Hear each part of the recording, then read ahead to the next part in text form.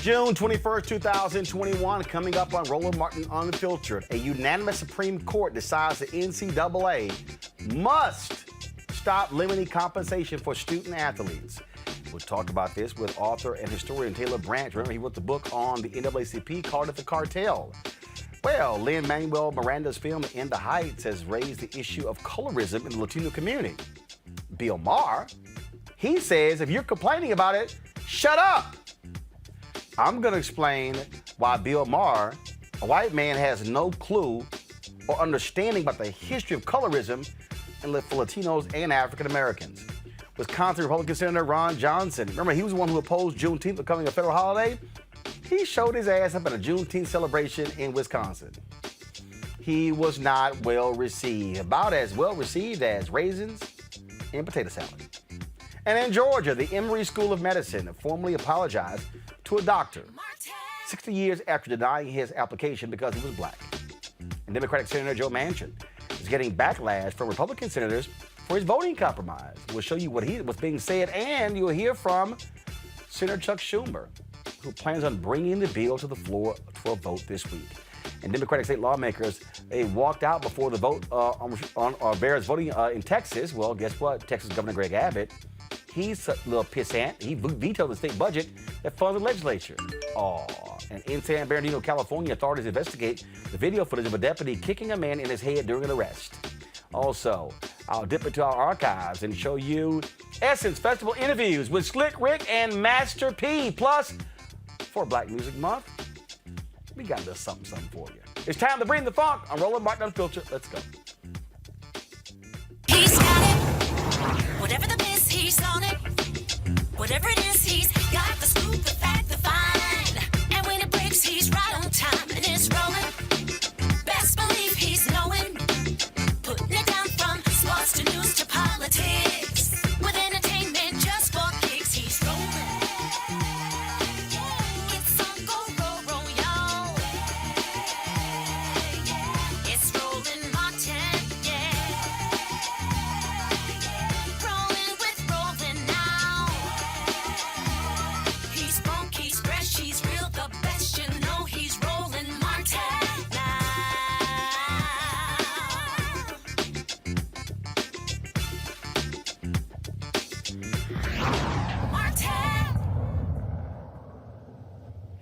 A big decision today by the NCAA and Supreme Court.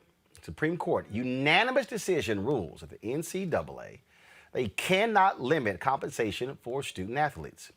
They ruled the NCAA was violating antitrust laws by capping education-related gifts and benefits student athletes can receive. The justices sided with a group of former college athletes who claimed the NCAA rules were unfair and violated federal laws designed to promote competition. Students can continue to receive educational benefits like computers, lab equipment, and internships from the schools they play, but the ruling does not decide whether they can be paid salaries. This, folks, is a huge, huge decision that folks have been warning for years.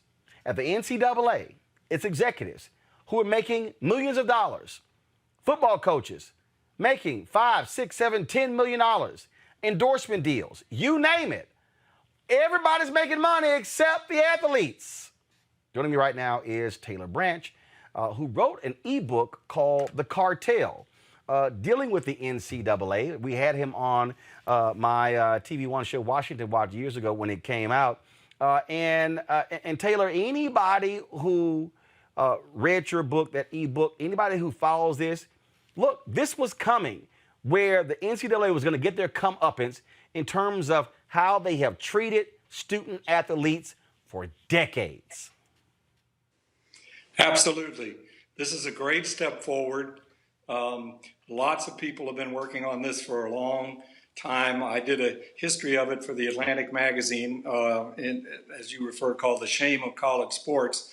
And it was a big exploration for me to figure out how they did it.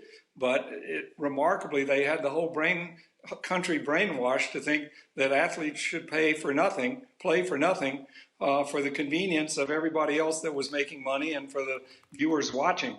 And the court has finally said today that rights come before anybody else's convenience and profits.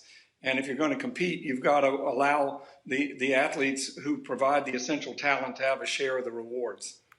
This was the ebook right here. First of all, I clicked the link, Taylor, and it said it wasn't available at Amazon. So let me know what's going on.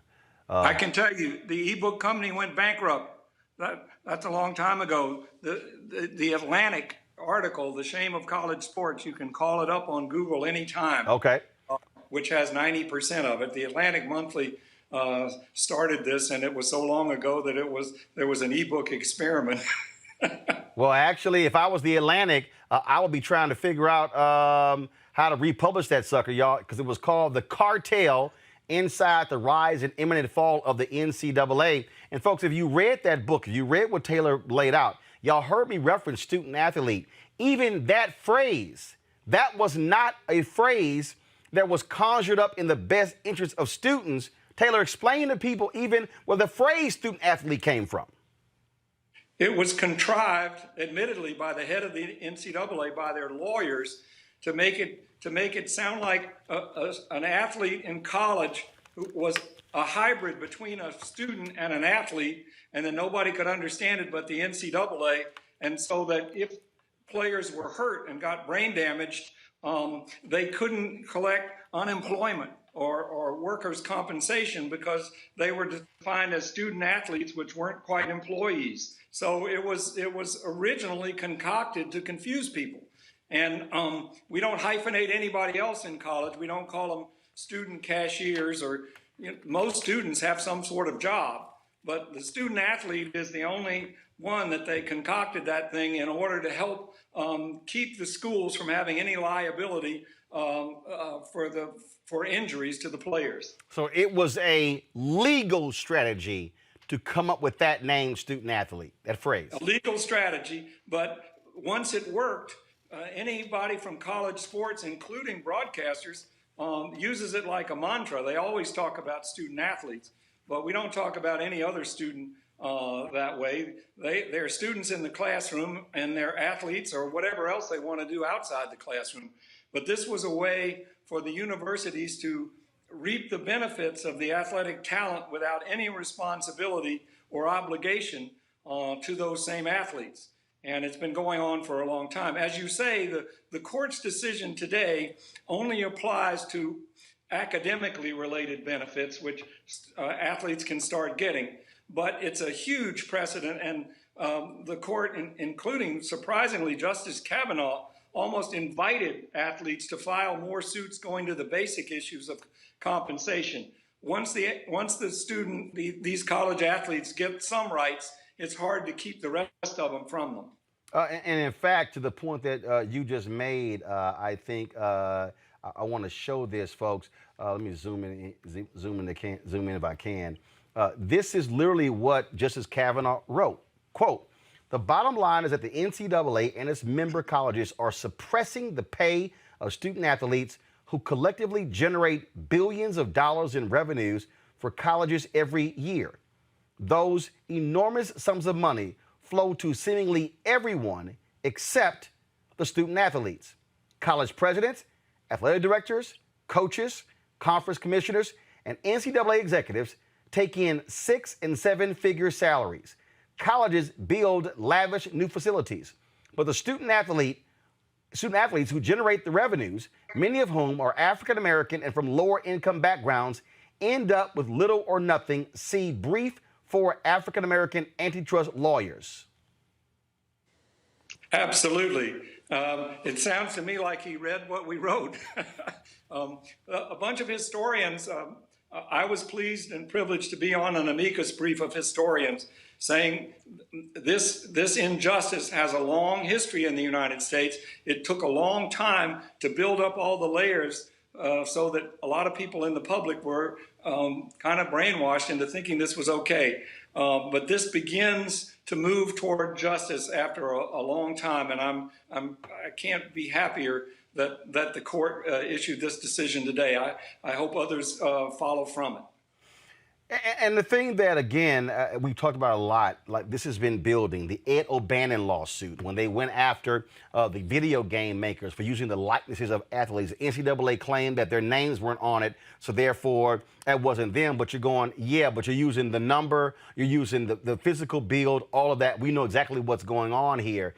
And Oscar Robertson complained about that. Here's Oscar Robertson, who hadn't been in college in 40, 50 years, and they were using his likeness from the University of Cincinnati, and he was like, what the hell? I ain't even been there for half a century. And that's what they were. They had been making all of this money, and they've been crying, oh, but if this happens, all the other sports, we're not going to be able to fund them. No, it is now turned to big money. Now you have the Power 5 conferences talking about expanding the playoffs from 4 to 12 teams. Why? More TV money. Absolutely. By the way, I predicted that in the Shame of College Sports was written in 2011 before the playoffs started, and they were already angling toward the 4-team playoff, and inevitably it's going to grow because the revenue grows exponentially when you have a larger tournament. That's the lesson of March Madness in basketball, which basically finances the entire NCAA budget. You know, and the thing that really jumps out at me with this, and you said it best, how they brainwash all of these people.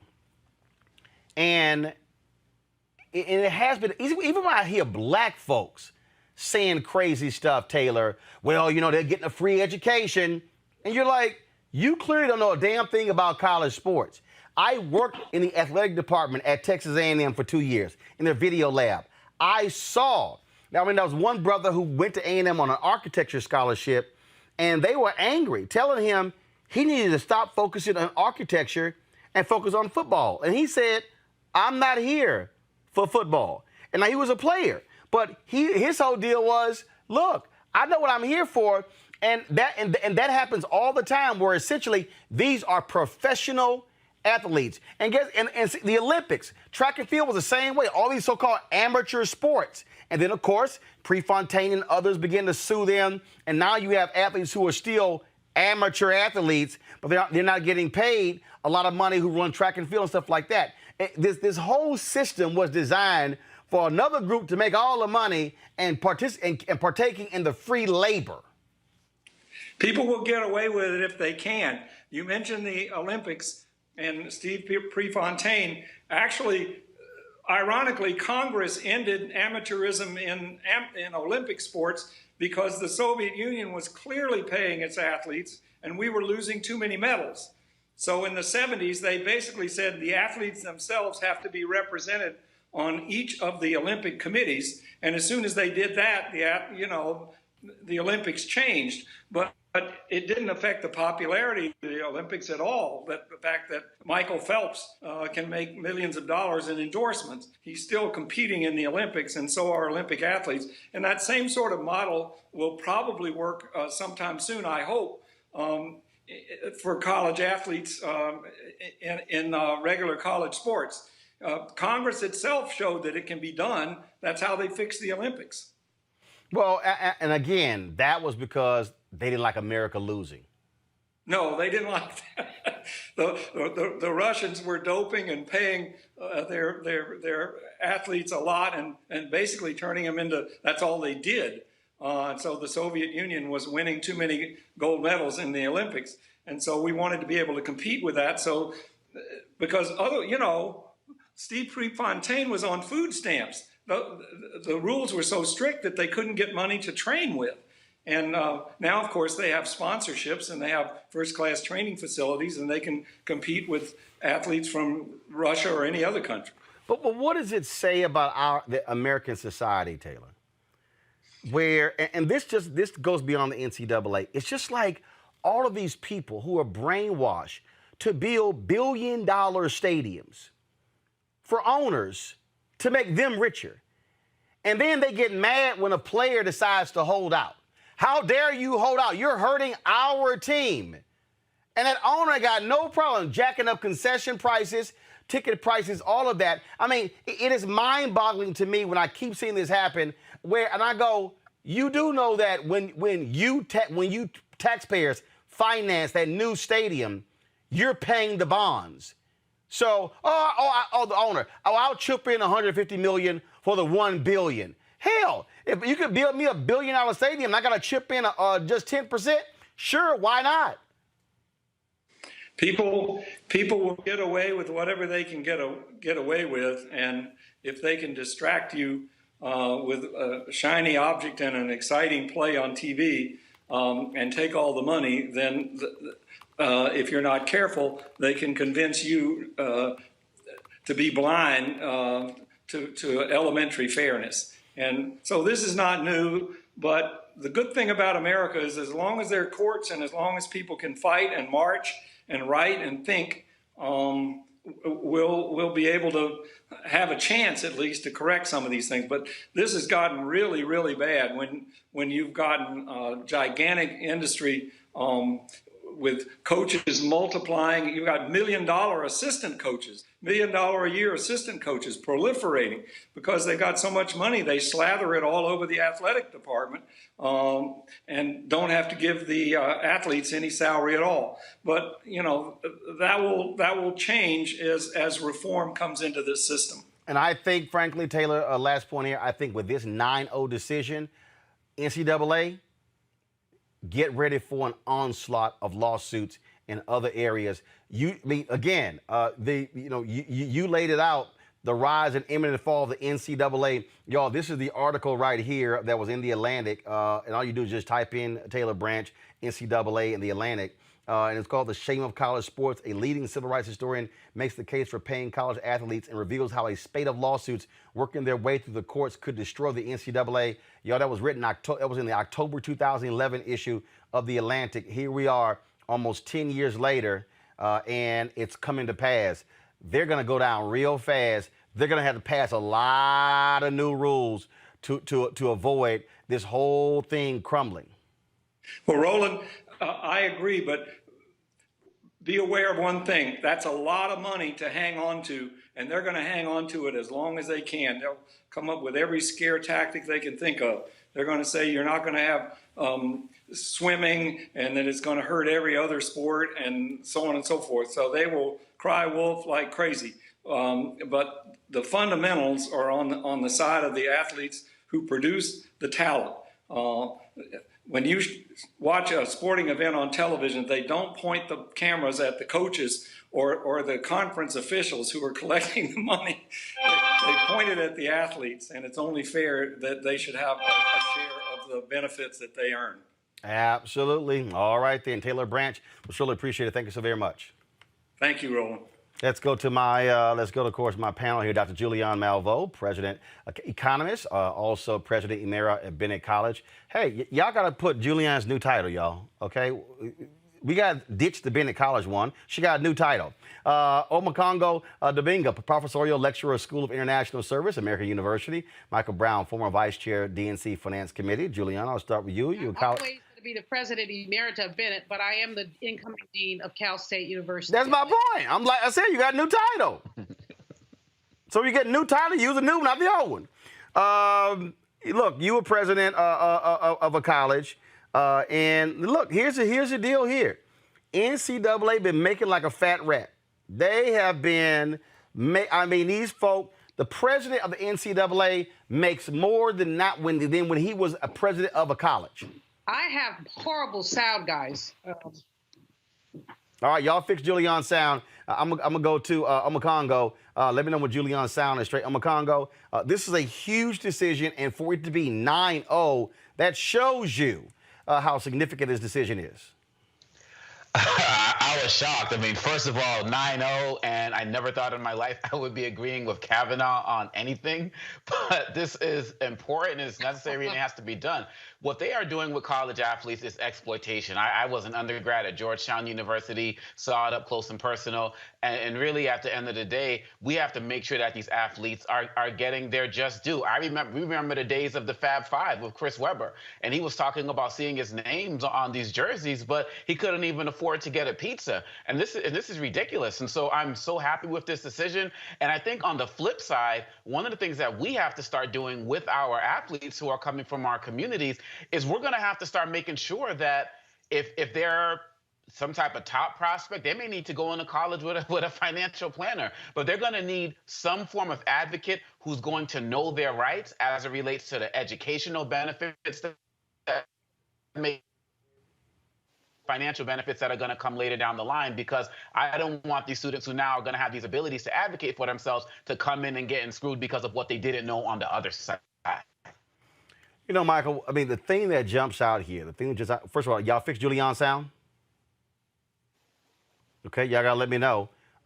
Michael, the thing that jumps out here is, again, they have been making billions of dollars. Billions. There are coaches who are sitting on 30 and 40 and $50 million. Coaches who are signing multi-year seven-figure endorsement deals. And then in the NCAA would suspend a player. I remember when Pryor, who was a quarterback for Ohio State, got suspended for autographing his own damn jersey. His own jersey. They try to go to Johnny Manziel. I mean, we can go on and on and on. Oh, receiving benefits. You received a car, but the university had no problem giving country clubs memberships and paying off the mortgages of coaches and things along those lines. I mean, it's shameful this what's been happening. And thank God athletes like Ed O'Bannon and others sued the NCAA and said, enough is enough. The pimping has to end. Absolutely. And I agree that, it's interesting that the Supreme Court ruled the way they ruled. It's great that it was a 9-0 decision. It's great that even some on the far right were able to see the exploitation of the black athlete in college athletics. Justice Kavanaugh wrote, I don't think we'll agree with him on other decisions, but on this one we can certainly agree with him.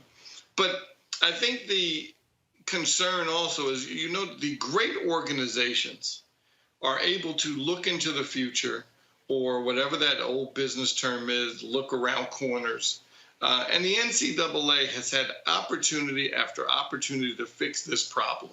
And whenever you fix the problem first on your own proactively, you're less likely for it to be legislated against you or for there to be a court ruling against you. And they have refused. They could have had revenue sharing. They could have had profit sharing. They could have had a variety of different economic ways to compensate athletes, at the same time still make zillions of dollars. But because of greed, they wanted it all. And now, because they didn't do it proactively on their own, they're going to be forced to do it, and that's always worse. The thing here, folks, that and the people who are watching, it has been amazing, as Taylor talked about, Omekongo, folks who've gotten sucked into this whole deal of the hell with them. They're getting a free education.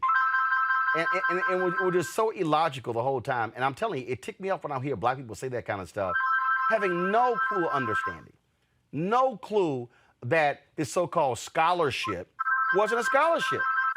That really, it was actually, it wasn't. It was a grant in aid. They could snatch it when they wanted to. And people had just no idea that they believed this fallacy that, the university was doing just this great thing for the good of the student.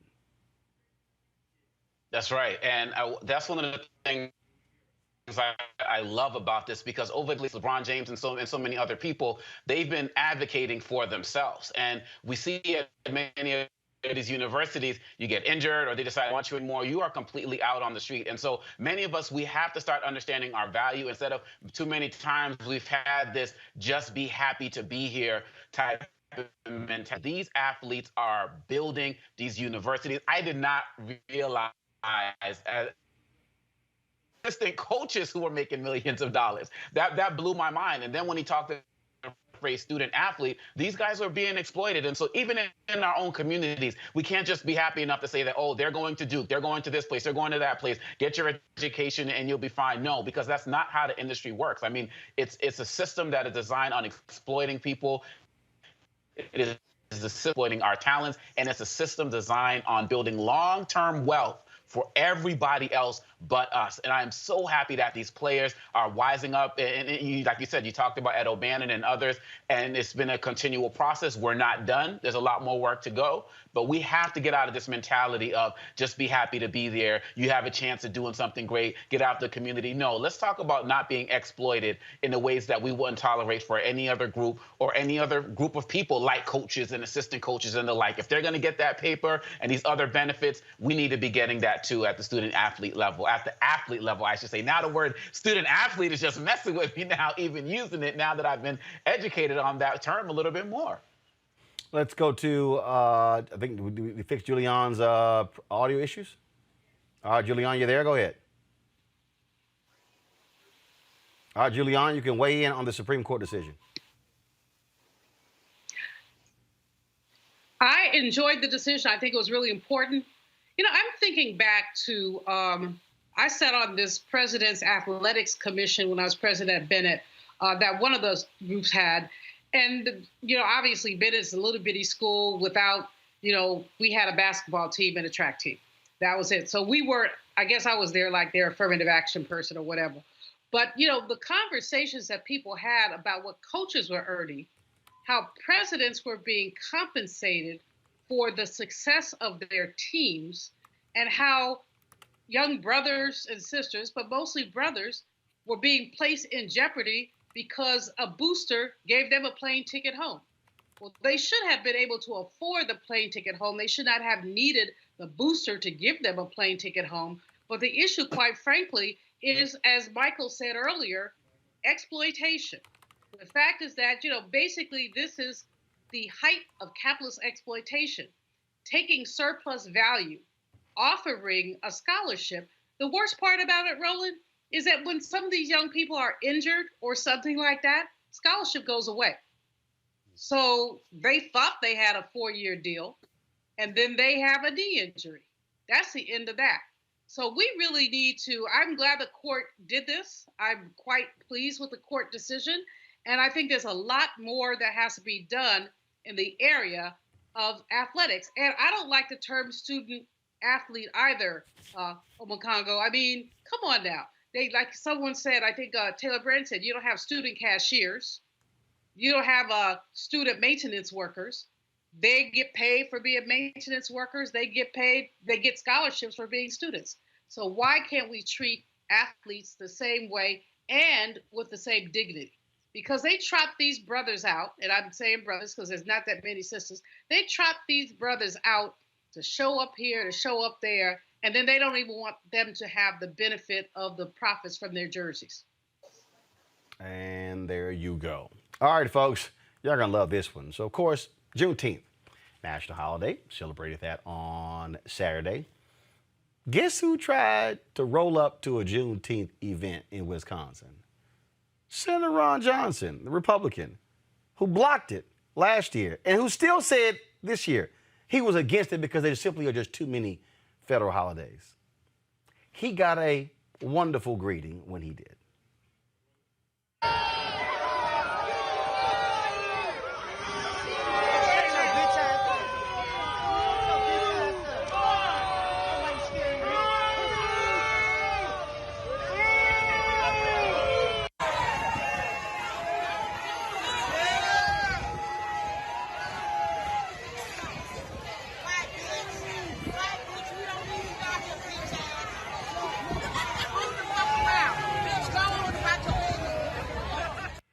Well, Omokongo, Ron Johnson shows up to an event in Milwaukee. They booed him until he left. This was his quote. It still seems strange that having taxpayers provide federal employees paid time off is now required to celebrate the end of slavery. Well, guess what? Those folks said, we ain't got to listen to your ass talk. I loved it. Man, I was listening to some of the background comments of one woman in particular. And look, the beautiful thing about this and all of these shenanigans that the Republicans are pulling is that it actually makes me optimistic. All right. So we have an issue, Omokongo. We have an issue with your connection. We have a hold on site. We're gonna fix the problem with your connection. Michael, go ahead. It's, you know, it shows, Roland, that and as a former elected official, it just shows that politicians have no shame. He knows exactly what he did. He knows exactly what he said. He knows exactly where he stands on a variety of issues, not just the Juneteenth issue. And to show up at an event, because he's obviously thinking, oh, I'm not going to get booed. I'm going to get applauded for showing up. Because he's, of course, not think his staff didn't say, well, maybe you may get booed. You may get a couple boos here and there. So, oh, no way, because I'm showing up. I'm showing I'm the bigger person. And that was his mentality, and he deserved to get what he got. And it's a shame that he put up the, I imagine he has never said anything about any other holiday, in particular, whether it's Christopher Columbus Day. I'm sure he hasn't said, oh, federal workers shouldn't get Columbus Day off. You better believe he hasn't said that. So, Ron Johnson he is who he is, and I'm glad he got booed. Omakongo, you there now? Yeah. And, again, I think that it's really, it can be very good for us that the Republicans are pulling on all of these shenanigans if they're not successful, because really what it's doing is it's keeping us engaged, it's keeping us involved in the elections. And so when Ron Johnson and these others show up, it's sort of like when they come into the black churches during the election season, we got to let them know that they're not welcome, that they can't on their posters in the black community. People are tired, they're upset, and they know that these guys are going to stop at nothing to disenfranchise us. So Ron Johnson got exactly what he deserved. I hope that this happens across the country, because people need to know that you're not just going to come out and just show up for these pictures and these photo ops and then come back and then disrespect our culture and history. We're not standing for it anymore. Julian?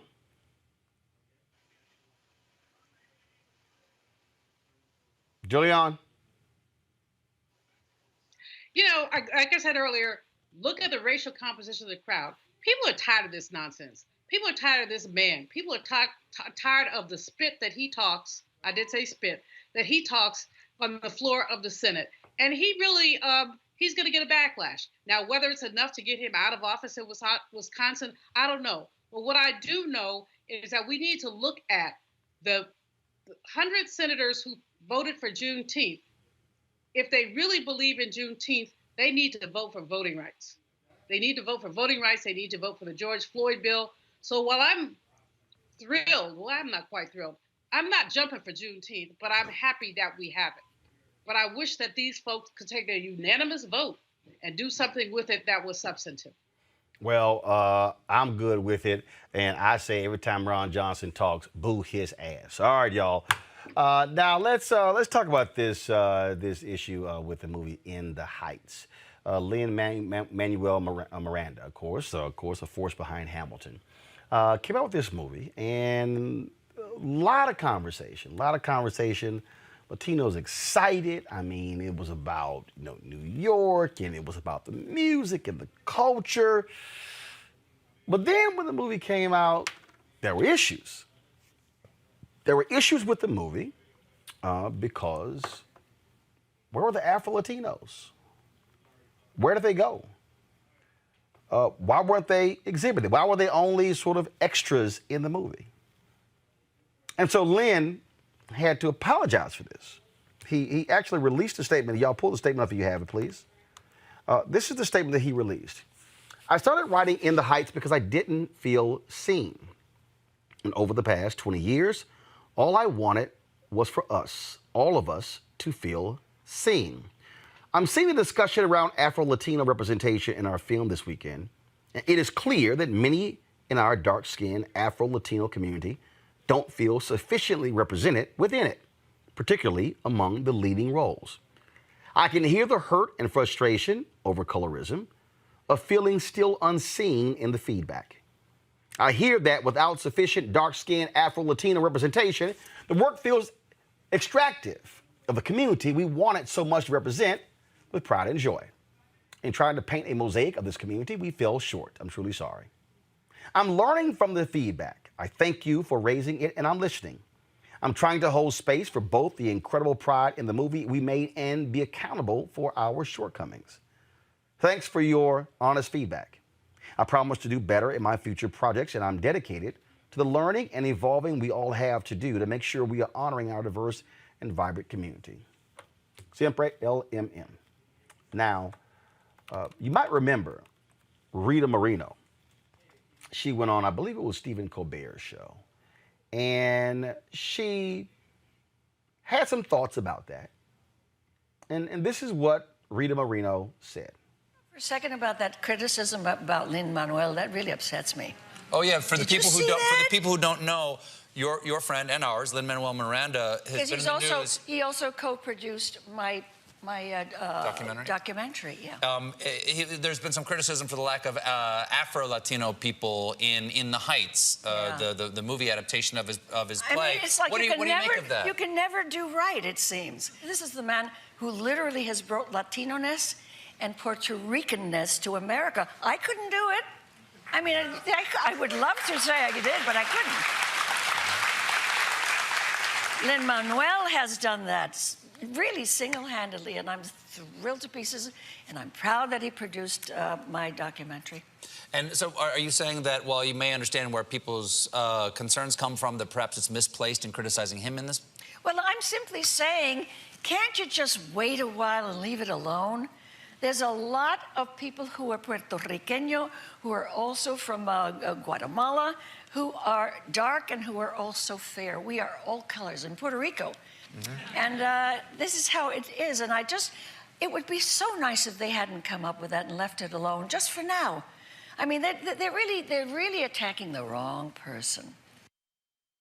Now, after that, Rita Moreno got a whole lot of criticism. And Rita had to come out and say that, you know what? Yeah, I kind of messed up. I kind of messed up. She admitted that she was disappointed in herself for those comments. Friday, Real Time with Bill Maher. The conversation came up. And leave it to Mr. I'm white, but I can opine on anything, Bill Maher. This is what he had to say. Reading also about Lin-Manuel Miranda this week, he of Hamilton fame and, won a Pulitzer Prize for it.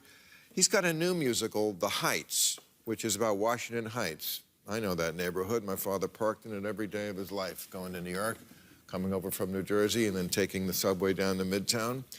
And he wrote the music and lyrics. His parents are Puerto Rican, came to this country from Puerto Rico. The book is by someone who's half Puerto Rican. It got 96% Rotten Tomatoes. People loved it. Great reviews, for which he has apologized profusely. Why? Well, there's Latinx performers, one black lead, but no Afro-Latinx. The committee that makes note of everyone's skin tone discovered this, and then Lin-Manuel Miranda had to say, I'm truly sorry. I'm learning from the feedback. I thank you for raising it, and I'm listening. I promise to do better in my future projects.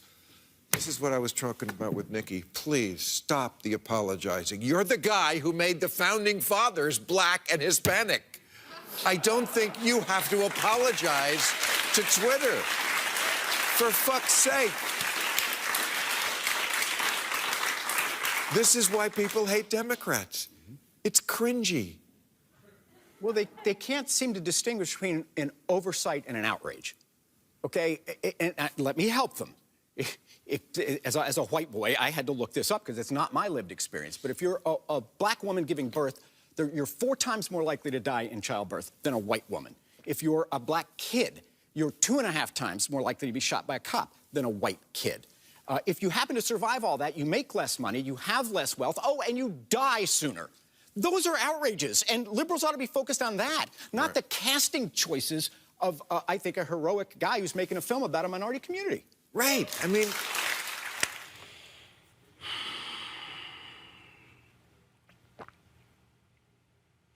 here are 2 white men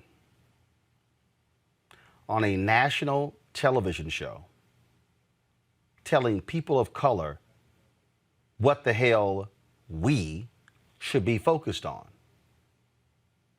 Allow me to unpack the bullshit Paul Begalia just said. I'm going to deal with Bill too. But the bullshit from Begalia, the things that he cited are issues we've covered. But what Paul does not understand, what Bill Maher does not understand, is that black people and Afro-Latinos have had to deal with whiteness deciding what's palatable. We can go through history when you were a light-skinned black actress.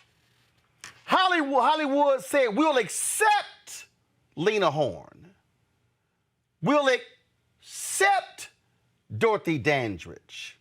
But oh, no, we are not going to accept a dark-skinned black woman.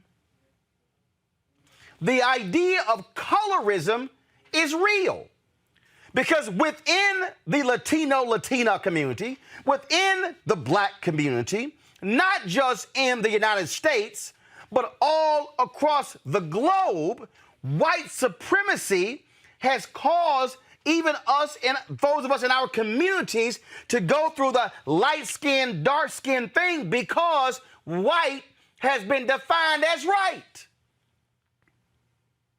That's why you had black folks in America who passed. Because they said, I will have a better existence in this society if I'm white. Jane Elliott has challenged white America saying, if you could trade places with somebody black, even if they're successful, would you? Hell no, the hands. Chris Rock, he said, no white man would trade places with me and I'm rich. So for Paul Begalia and Bill Maher to be so dismissive of the concerns also shows how they have no understanding of how deep this thing is. It has an economic impact. It has an impact on how you see yourself. See, it's real easy for two white men like Paul Begalia and Bill Maher to sit on television and say that because they've never been erased. They don't know what erasure is like. Black folks have had to deal with erasure in everything. The movie came out about Stonewall. Oh, gay folks were excited. How you erase the black people who actually made Stonewall real? Stonewall was led by black gay people. But Hollywood was like, no, y'all don't even exist. We can go down the line. How Hollywood consistently has to frame things through the white prism. Not the black star, but the white stars. George Lucas experienced this when he made Red Tails. Went to every major Hollywood studio. They said, hey, where are the white heroes? He said, the white people are the villains. The heroes are the black people. No, we need some white heroes.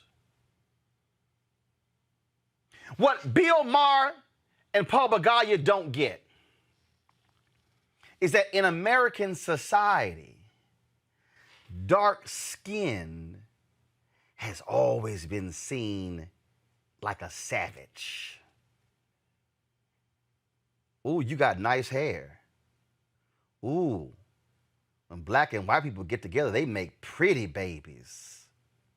We could go down the line. A few years ago, Afro-Latinos were criticizing Telemundo and criticizing Univision, saying, why am I seeing white Hispanics?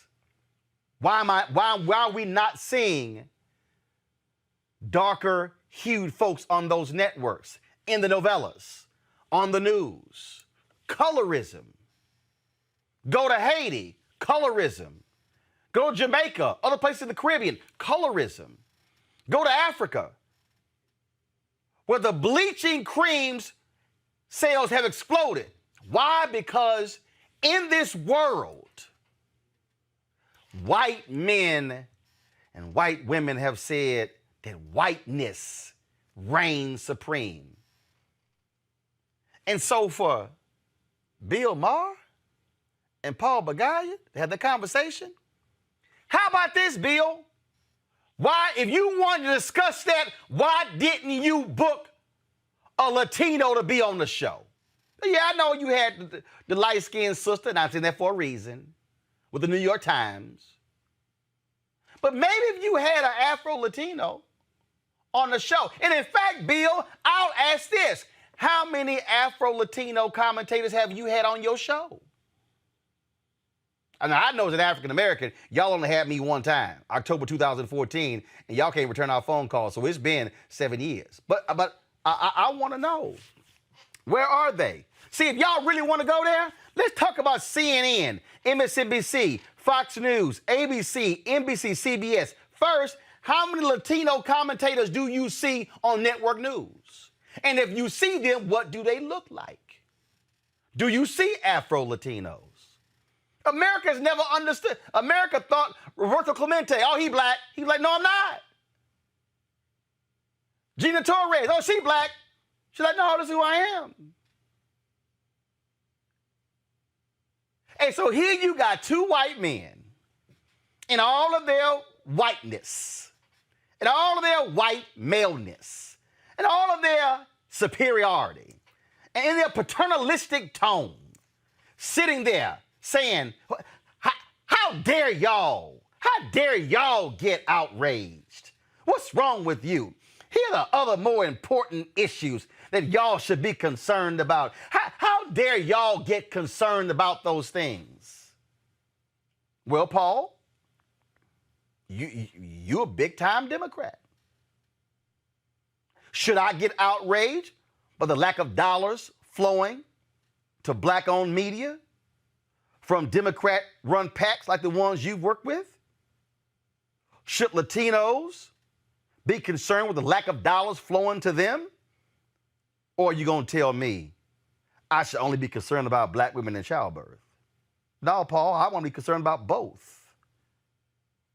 What we're dealing with here, y'all, is the history of America that has erased black people, that has erased Latinos. And then when you go inside of the black community, how colorism and the paper bag test and all of those things have greatly impacted our communities.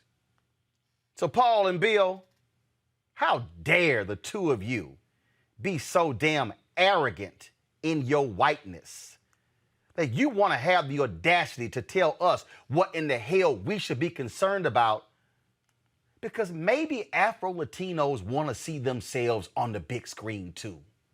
Maybe they want their culture, and maybe they want their children to see somebody who looks like them. But y'all wouldn't understand that, because hell, y'all have been looking at white men in power for your whole damn lives.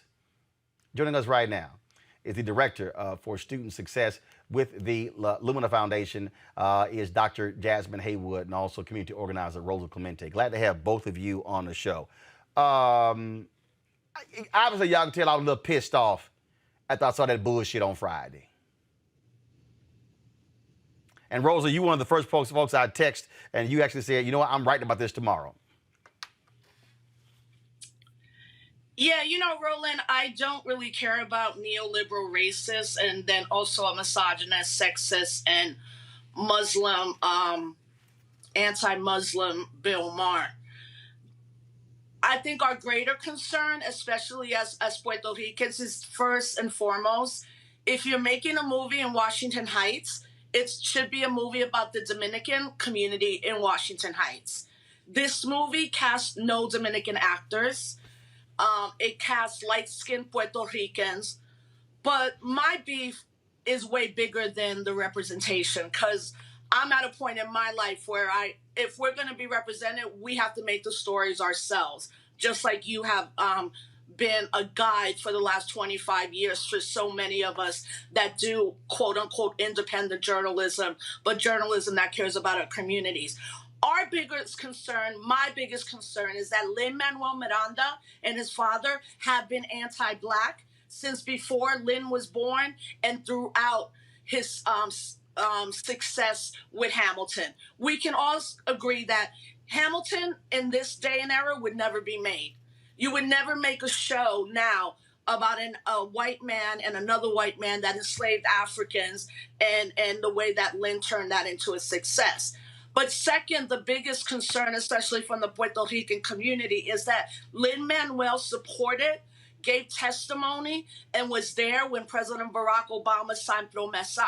Promesa set now an oversight board that handles all of our island finances.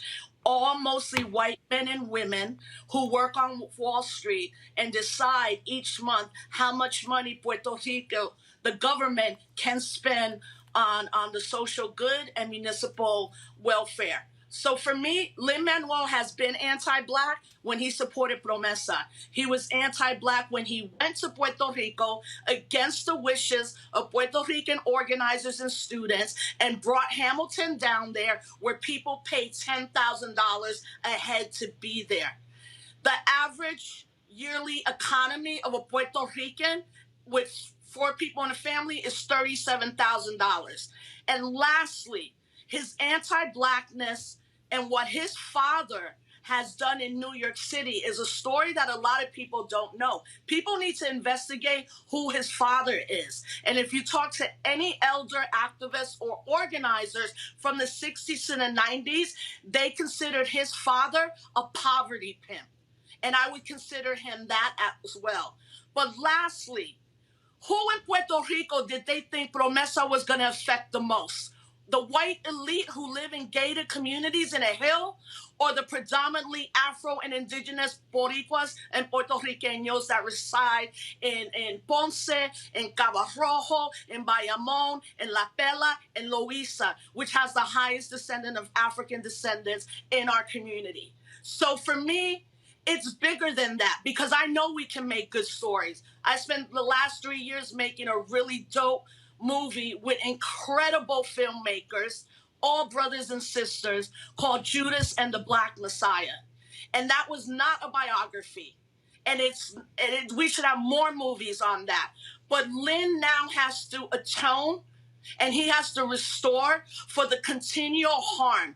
I don't care about his prayers. I don't care about his thoughts.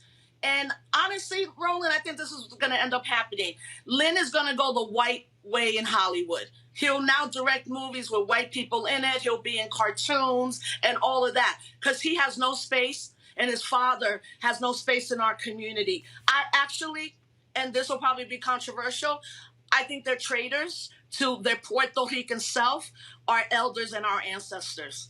Dr. Jasmine Haywood, the thing that what really, again, troubles me about this are the people who have, 2 white guys who ain't got no clue about the reality of how deeply embedded colorism is. And for them, it's like, oh, be happy, y'all, it's some Latinos. Well, I remember when black women criticized how Spike Lee was writing black female roles. Just because, and again, I know Spike is a friend, but he took the hit. Tyler Perry gets criticized. We've seen folks say the exact same thing. We don't see this person, that person. I mean, we talk about in this country, America loves talking about Cubans. Very few Afro-Cubans. And again, what these two are projecting, but to say basically, how dare y'all even speak your piece? Just be quiet and go sit down and just enjoy the movie. That's pretty much what they were saying. Just shut up and watch the movie and be happy. Mm-hmm. Yeah, I mean, it's all a function of white supremacy. Colorism is a global phenomenon. It's not, as you mentioned earlier, it cuts through the Black community, the Latino community, the Asian community. In fact, John Chu, who directed In the Heights, had this same criticism when he directed Crazy Rich Asians, in terms of casting more lighter-skinned Asians in the main lead roles. And so this is a global issue. Colorism is a cousin of white supremacy, and what it does, what they were talking about on the show was the perpetuation of a monolithic view of what it means to be Latino, what it means to look like a Latino. And all that does is serve white supremacy and serve the gaze of whiteness.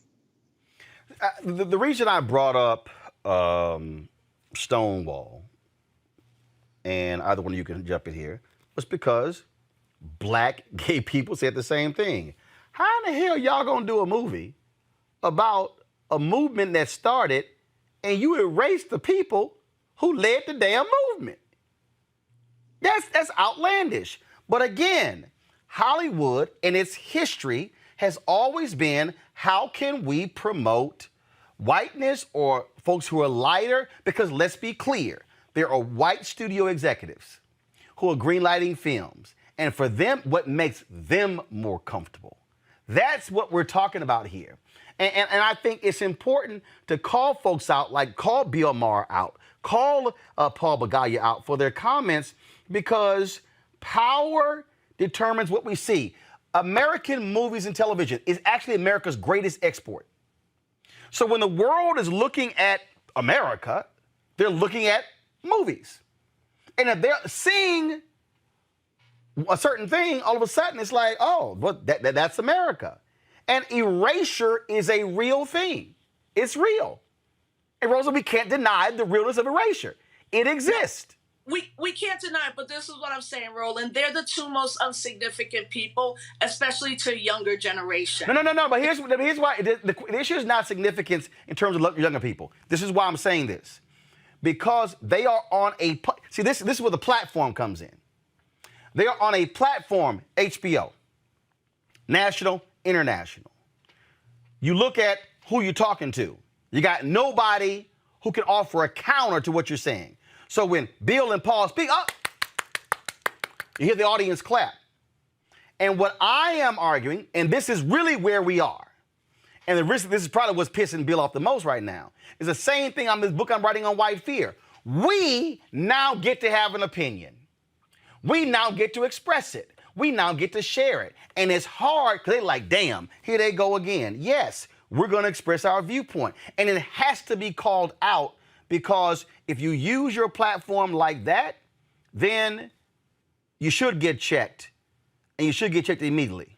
Yeah, but what I'm saying is a younger generation isn't tuned into Bill Maher. Like this is what I'm saying. The thing that's critical about this is addressing, as Sister earlier said, colorism, yes. Interethnic conflict. There's interethnic conflict in every community. Dominicans, Puerto Ricans, Cubans, Venezuelan, Italian, Irish. Like that happens. But that the larger picture is also that when we just talk about anti-Blackness or white people particularly being anti-Black, we're losing a conversation with younger people about how white supremacy is the reason that included in Hollywood this happens. Now, what I will say too, and I hope people really hear me on this point, Steven Spielberg made a movie with Rita Moreno. They remade West Side Story. Okay? 20th Century Fox. This is, for me, very critical.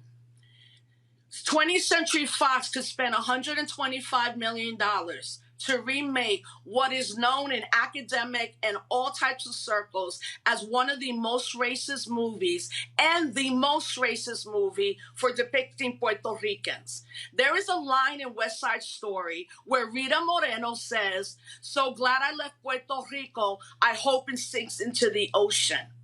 Rita Moreno and Steven Spielberg have remade West Side Story. Who was in that room, as you said? Who said in that room, this is a really good idea? Let's green light one of the most racist movies ever made that has already been remade that hundreds of times on the Tony stage. That's why when Rita Moreno said what she said, so many of us were like, oh my God, she's an elder. But actually, that interview with Stephen Colbert is such a concrete example to show the anti-Blackness in the passing white Latinx community. And lastly, I don't identify as Afro-Latinx or Black Latinx. I identify as a Black Puerto Rican woman. I use the language that is inclusive, but I've also been one for over 25 years to say, I'm not Afro anything. I'm an African descent. I'm a Black Puerto Rican. Up until 3 years ago, it was very unpopular to say that. Now, unfortunately, what we're seeing is the same passing white Latino creatives, influencers, and that are the ones all being asked to write about why In the Heights was anti-Black.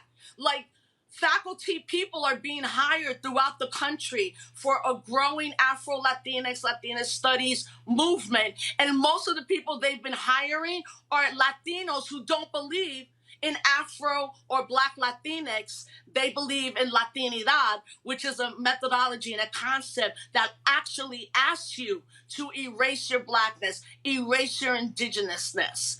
So the bigger picture is, we as Afro, Black, Latino, Latinx folks, this is our time right now to get loud.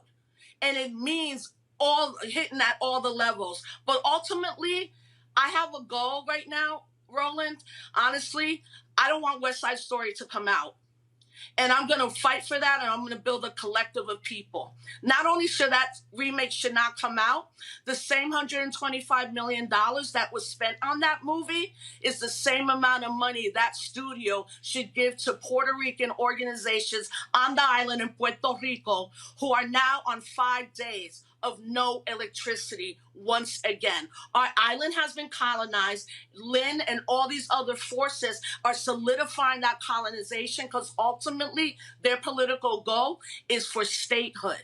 And if anybody thinks Puerto Rico is going to be a state, you're living in the wrong time in the wrong century. Puerto Rico will never be a state. We are going towards independence, regardless of these sellout Boricuas in Congress, in Hollywood, and in journalism. Jasmine, the thing here, the point when Rosa said this is the moment to get loud, that's the issue here. The fact that Afro-Latinos are expressing their view, and they should. And they have the right to, because they know their experience better than anybody.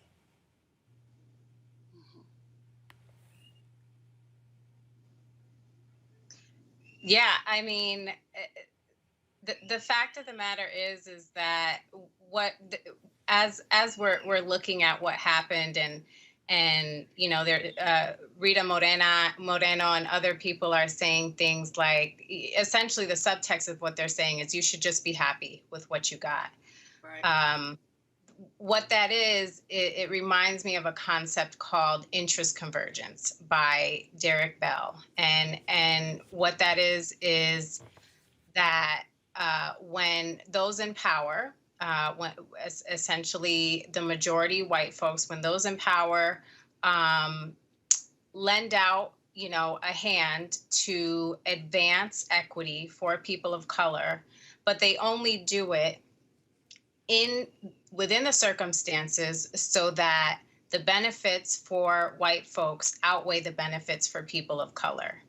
And this is a good example of that. A very good example of what can be perceived as a small progress, as a celebration, but what it really is a manipulation tactic, and it's a fallacy of Latino representation of in the Heights specifically. If you go take a walk around the Heights today, I guarantee you will see Afro-Latino people walking around. Dominicans are the Latino subgroup that has the most prevalent identification of Afro-Latino, that identity resonates with that particular subgroup the most. So for them to misrepresent that subgroup in particular in this way is really baffling. Well, I'll say this here. It is, I still laughing at Bill Maher saying how he knows Washington Heights so well because his dad parked his car there on his way to Manhattan.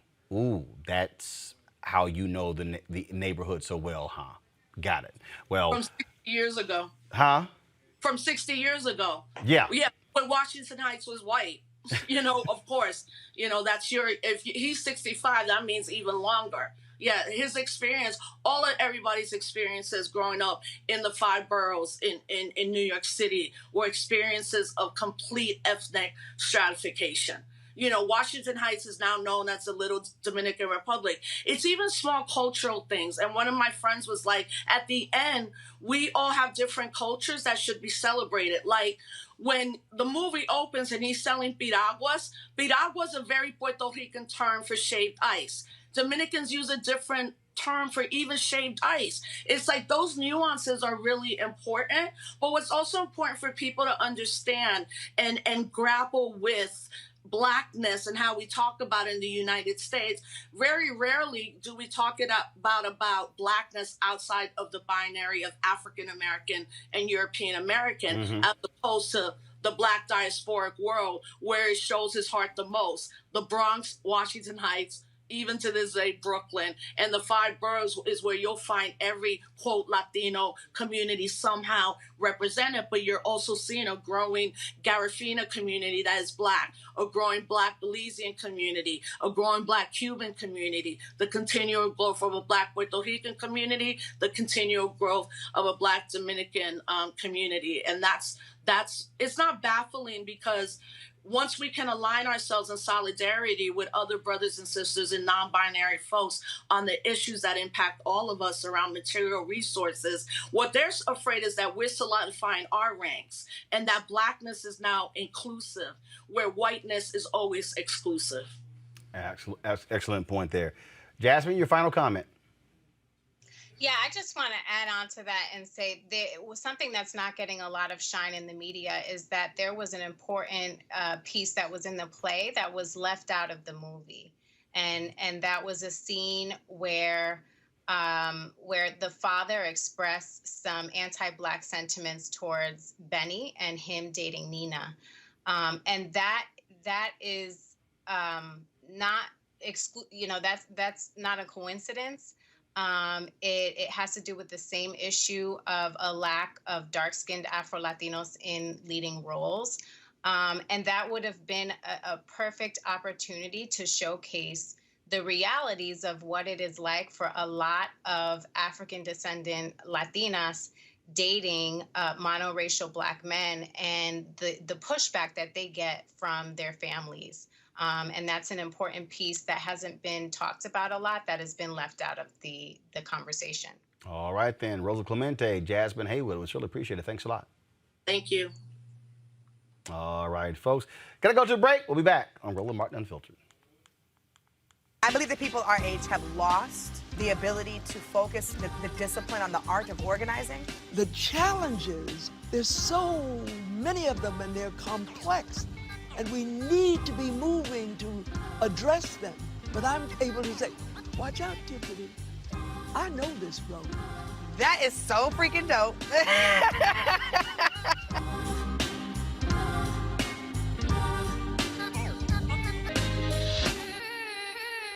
Racial injustice is a scourge on this nation, and the Black community has felt it for generations.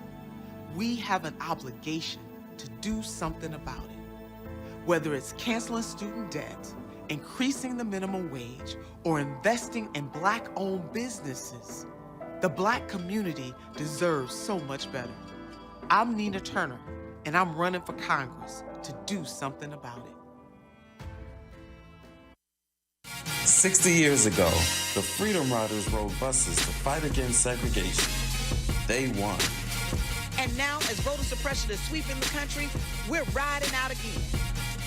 Join the blackest bus in America and hundreds of organizations on a week-long freedom ride for voting rights from June 18th to June 26th. Come out to our rallies in New Orleans, Jackson, Birmingham, Nashville, Atlanta, Columbia, Raleigh, Charleston, Richmond, and Washington, D.C.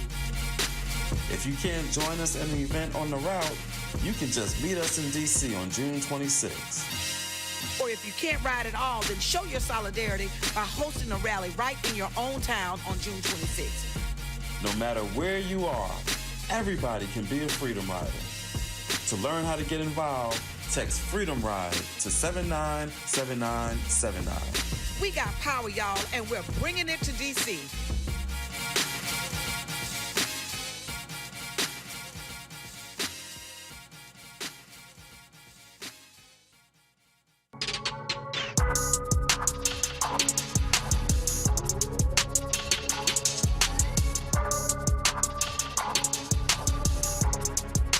Slick Rick, it's a whole lot of black love here at Essence. Yes, there is. There is. Good to see everybody together, yeah. Now, when you stood on that stage, and this is not even a Superdome, when you saw all those folks grooving, how does it actually make you feel? It inspires me, you know what I mean? As long as I can make a move, it's like Peter Piper, you know what I mean? You got to keep on stepping your game up until you see everybody swaying. But then when you see multiple generations, though, getting it. Yeah, exactly. Music is music. As long as it moves you from a child to an adult, you know what I mean? It's gonna move you. If it's good.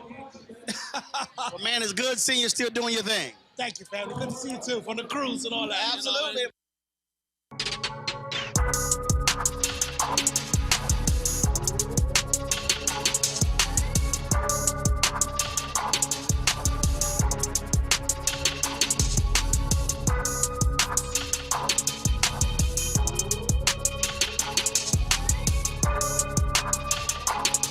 All right, folks, be sure to watch the 2021 Essence Festival of Culture live virtual experience on essencestudios.com, also essence.com, taking place this Friday through Sunday, plus July 2nd through the 4th. Next Monday, we'll have a recap of the first weekend, and then on July 5th, we'll have another recap for that weekend. We appreciate the partnership with Coca-Cola. Thank you so very much. All right, folks, let's go to the home of Coca-Cola, Georgia, where Governor Brian Kemp is deciding whether Georgia government agencies are going to close next year for Juneteenth. Guess what? To observe Juneteenth as one of the state's fixed 12 paid holidays, Kemp would have to give up either Confederate Memorial Day on April 26th or Robert E. Lee's birthday on January 19th. He will announce his decision in the next few weeks. Ooh, that's going to be a good campaign one right there, Michael. Mike, we can't hear you. I can't wait to see how he reaches his decision and who he talks to about his decision.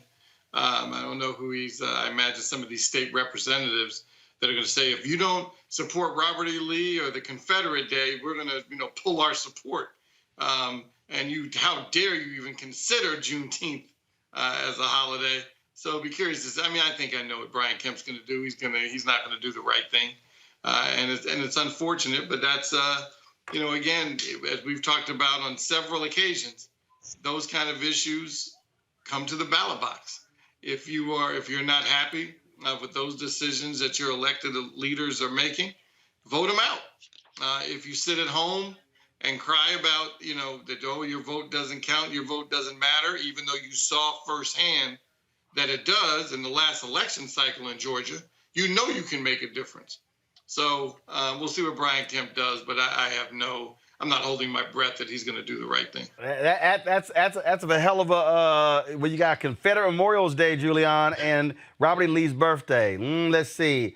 So we got to choose between a trader who had slaves, who didn't want us to be freed, and the Confederates who didn't want us to be freed. And then we got to pick whether we're going to have the holiday where we got freed in Texas. Uh-oh.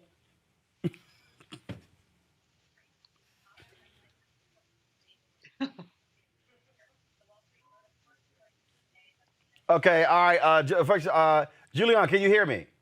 All right, y'all, fix her audio. Makongo, your thoughts about that? Yes. Well, I think that I First agree of all, we can't with Michael. expect Unfortunately, I think Governor Kemp is going to make the wrong decision and not be on the right side of history. But you know what? This is also a good time for us to not forget that we need to keep the pressure up on the corporations, the Coca-Colas and the like, because we put a lot of pressure on them earlier this year as it relates to not supporting some of the efforts that were being made in Georgia. And now we're spending so much time speaking about some of this legislation that we can't take the eye off the ball of the people who fund these organizations and so who fund the Republican, whatever you want to call it, network of voter disenfranchisement. So I believe that if we can keep that pressure on, calling out these companies, and as Michael said, reminding people of remembering when these next elections come around, maybe we'll get lucky and, well, not lucky, maybe we will force Governor Kemp to make the proper decision, but we have to make sure that all of our efforts, 360, are focused on the corporate pressure as well as the political pressure. And I think we might get a result that works in our favor. Laughing. I'm just laughing that the choice is Juneteenth, Confederate Memorial Day, or Robert E. Lee's birthday. Oh, I love it. I love it going into an election year. I'm sure Stacey Abrams is like, chomping at the bit, no doubt. what you gonna do, Brian? What you gonna do? You gonna side with freedom or with the people who didn't want us free? I love it. I love it. I love it. All right, y'all. The Emory School of Medicine formally apologizes to a doctor more than 60 years after denying his application because he was black. As part of its Juneteenth programming, Emory School of Medicine invited Dr. Marion Hood to a virtual event for students, faculty, and staff members. The school's dean handed Dr. Hood a framed letter apologizing for the rejection letter he received in 1959. The 83-year-old doctor told the story about how he didn't allow the school's discriminatory policy to stop him. Dr. Hood went on to study medicine at Loyola University in Chicago, where he said he still faced discrimination. After graduating, he became a gynecologist and obstetrician in Atlanta, where he delivered more than 7,000 babies before retiring in 2008. We've seen a lot of these taking place here, Michael, where these schools and universities are apologizing for their past and apologizing for these type of issues. Some will say, hey, too late. But frankly, for the person who experienced it, I think it's important. Yeah, it's, it's so difficult when you're dealing with these kinds of issues related to, obviously, education, both secondary education, university learning, postgraduate degrees, and where the fairness comes in. And I'm sure my other panelists will have more to say because he's in academia and will have certainly understand the kind of dynamics between fairness and race and socioeconomic issues, and how do you balance it to make it fair? I don't know. I think that's the challenge of how we move forward as a country and as a people, is try to how to make it fair. And that's going back to the NCAA decision from the Supreme Court earlier, is to try how to figure out how to level the playing field. Makongo? Well, in actuality, this actually ties back to the conversation you just had regarding the Heights, because really what it comes down to is a question about representation and doing the right thing. Apologies are nice, but it has to be apology plus something else. We just saw another story over the weekend where a 99-year-old African-American soldier was awarded the Purple Heart after being denied it all of these years. And so the recognition is important, but really at the end of the day, I want to know, what is Emory doing? What are other universities doing to make sure that maybe provide some other types of financial assistance for future students who want to be in the medical school? We have to do more to correct the record. And again, as Michael was saying, it is really important that these people are getting the recognition for what they've done while they're still here, because so many have passed without getting that recognition. But we need more than apologies. It's sort of like with Juneteenth, right? We are happy that we got the holiday. We are happy for that. But as it was said earlier, after the celebration, we need legislation and we need to fight. So Emory did the work in correcting the record, but we need to do more. Are they developing community programs for people in the area who may want to study medicine? Are they connecting Emory with the larger African-American community? These types of projects need to show that we can go beyond apologies and actually look towards making real change in the communities. And so we take the apology, glad he got it, but they need to do a lot more. And a lot of organizations across different industries need to be doing the same. I'll say one other thing, Roland Martin. You talked about a couple of weeks ago of how many of these corporations decided to give $50 billion towards diversity initiatives, but only like $250 million went out. People talk a good game, but we got to force them to walk the walk. Absolutely. Let's talk about voting, folks. Criticism from Senate Democrats continues to pour in since Democratic Senator Joe Manchin blocked the passing of the 4 people. Well, actually, he didn't. He said he's not going to vote for it. It has to come up for a vote, so he hasn't blocked anything. Now Manchin is receiving backlash from GOP senators. Senator Lindsey Graham appeared on Fox News Sunday where he spoke about Manchin's voting compromise. Now, Senator Manchin took out a lot of the basic Senate plans, S1, the For the People Act, like public financing of congressional elections. Can you go along with the Manchin stripped-down version? And if not, why not? Well, one, I like Joe Manchin a lot, but we had the largest turnout in the history of the United States, and states are in charge of voting in America. So I don't like the idea of taking the power to redistrict away from state legislators. You're having people move from blue states to red states. Under this proposal, you would have some kind of commission redraw the new districts, and I don't like that. I want states where people are moving to have control over how to allocate new congressional seats. So as much as I like Joe Manchin, the answer would be no. In my view, SR1 is the biggest power grab in the history of the country. It mandates ballot harvesting, no voter ID. It does away with the states being able to redistrict when you have population shifts. It's just a bad idea, and it's a problem that most Republicans are not going to sign up. They're trying to fix a problem most Republicans have a different view of. Now, folks, the Senate is scheduled for a test vote of the For the People Act tomorrow. Senator Chuck Schumer actually took the floor where he talked about this very issue. I'm going to pull that video up.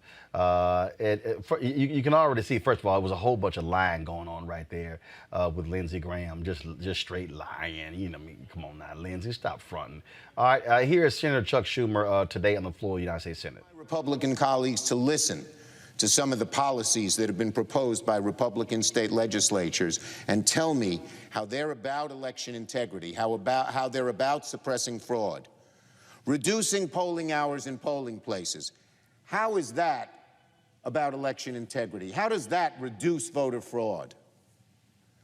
Mandating that every precinct, no matter how large or small, have the same number of ballot drop boxes. A county of 1 million and a county of 1,000, the same number.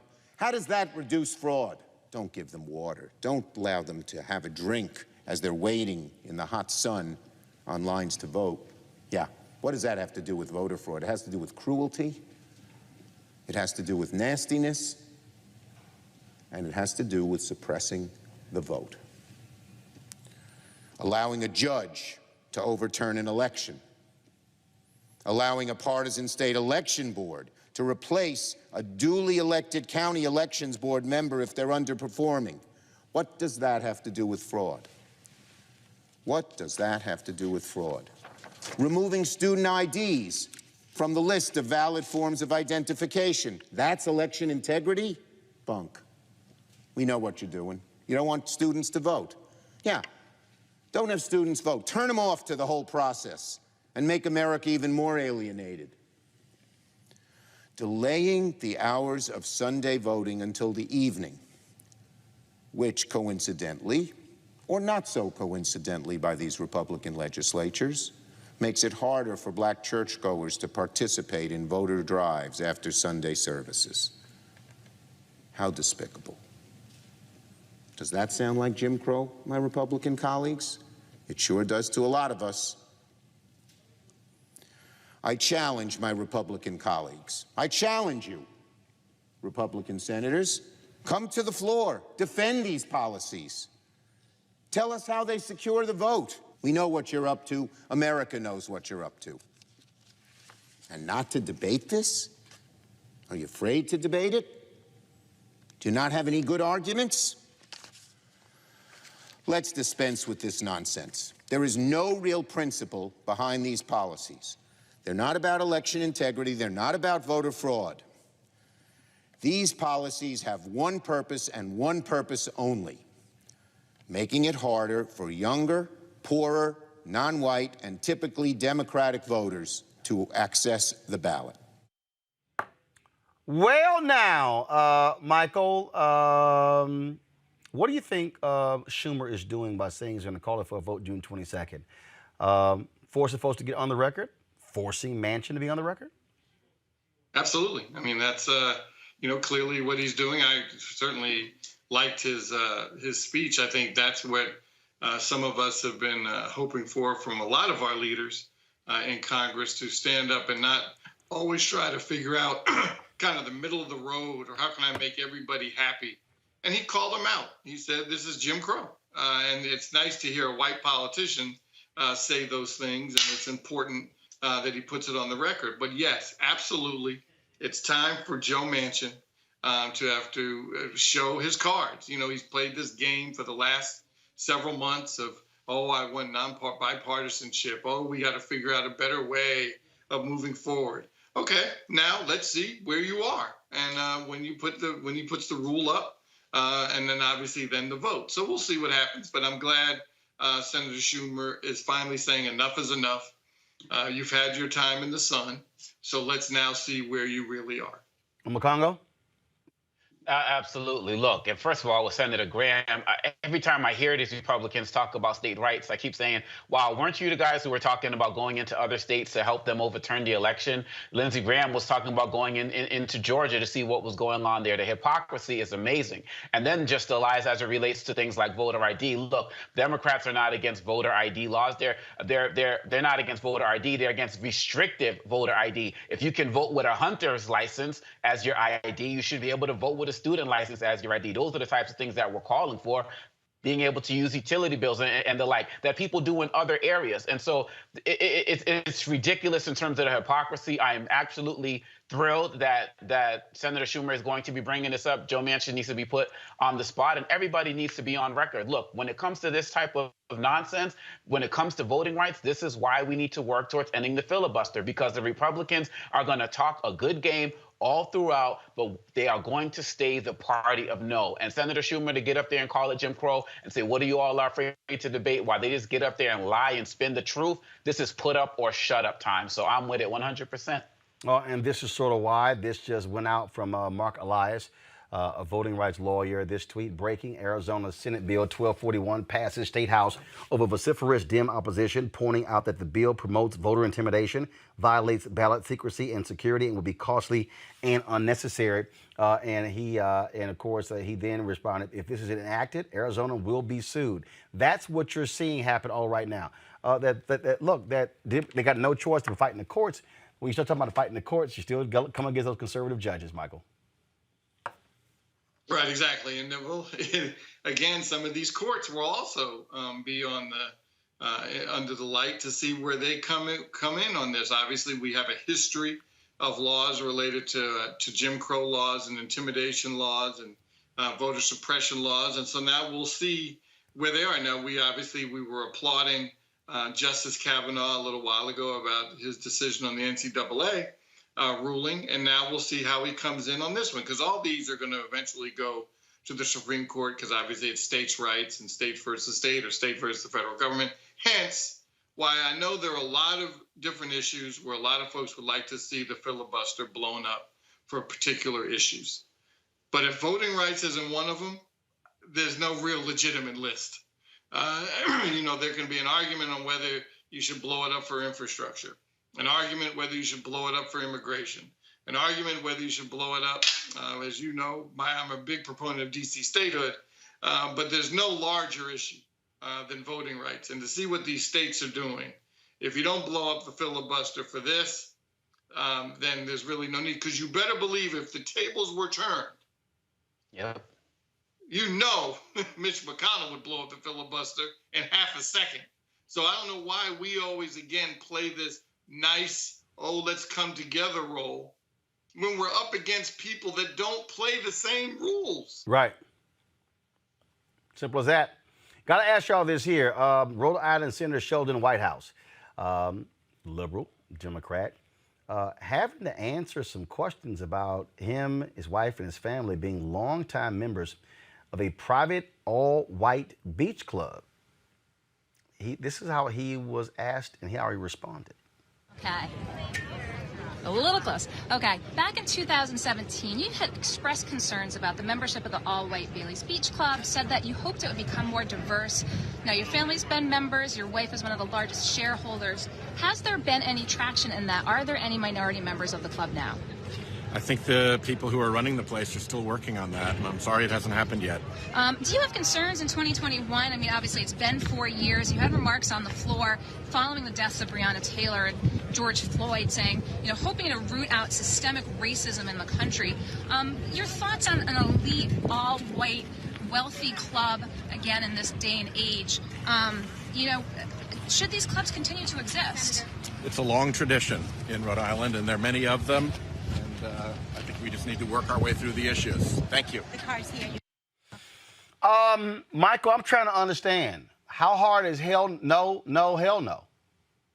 Yeah, that was a little disappointing. I like Senator Whitehead. It was just disappointing. Wrong side of history, wrong answer, just terrible.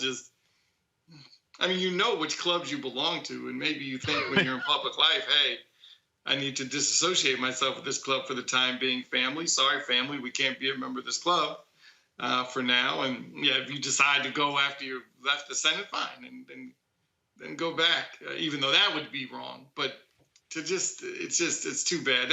That you could have put Republican next to his name, and that would have been less surprising. Disappointing. I'm sorry to see that happen. Well, look, I'm sorry. This ain't that damn hard, Congo. First of all, you heard the reporter say this came up in 2017. Dude, it's 4 damn years. They're working their way through these issues? No. What you should have said, Senator Sheldon Whitehouse, is real simple. End this now or we will resign. I guarantee you, Congo, if the U.S. Senator from Rhode Island had said to these white folks, end this now or we are walking, they probably would have changed it. And they told him no, he should have said, good riddance. Absolutely. And to sit there and say, yeah, I'm sorry, this is still the case, acting as if he can't do anything about it. You are a United States Senator. And then he's used something towards the end of the conversation about it being a tradition.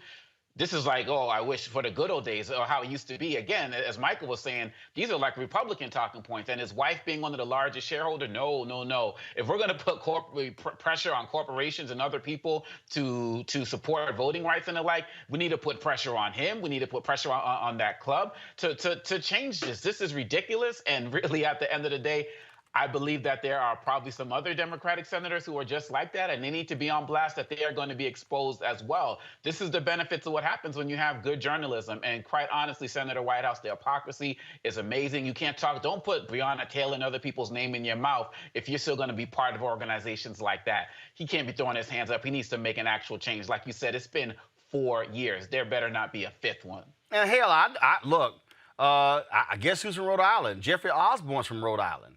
Y'all need some black people? Claudia Jordan. I think she's from Rhode Island as well. There's some black people in Rhode Island. I mean, I play in Jeffrey's golf tournament every year. I see a lot of them. Y'all, this is the BS here. And I don't give a damn if you're a Democrat. And the deal is, I'm not going to say, oh, well, no. Senator Sheldon Whitehouse, that was a trash-ass answer.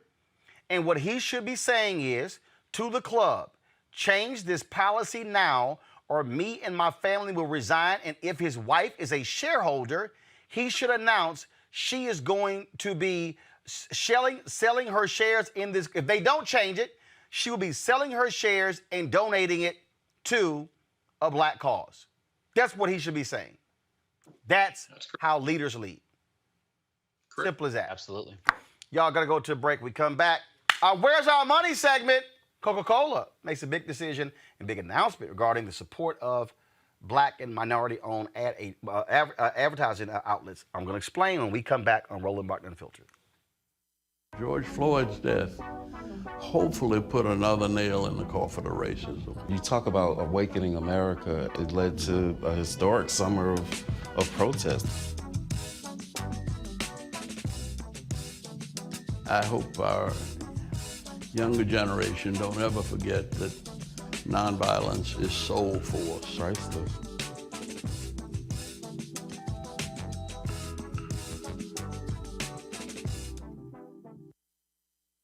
Hello, I'm Nina Turner. My grandmother used to say, all you need in life are 3 bones. The wishbone to keep you dreaming, the jawbone to help you speak truth to power, and the backbone to keep you standing through it all. I'm running for Congress because you deserve a leader who will stand up fearlessly on your behalf. Together, we will deliver Medicare for all, good jobs that pay a living wage, and bold justice reform. I'm Nina Turner, and I approve this message. Hey, y'all, join the blackest bus in America and hundreds of organizations on a freedom ride for voting rights. From June 18th to June 26th, join our caravan for rallies in cities and states from Louisiana to Virginia. And on June 26th, you can join us in Washington, D.C., or host a voting rights event in your own city. To learn how to get involved, text Freedom Ride to 797979.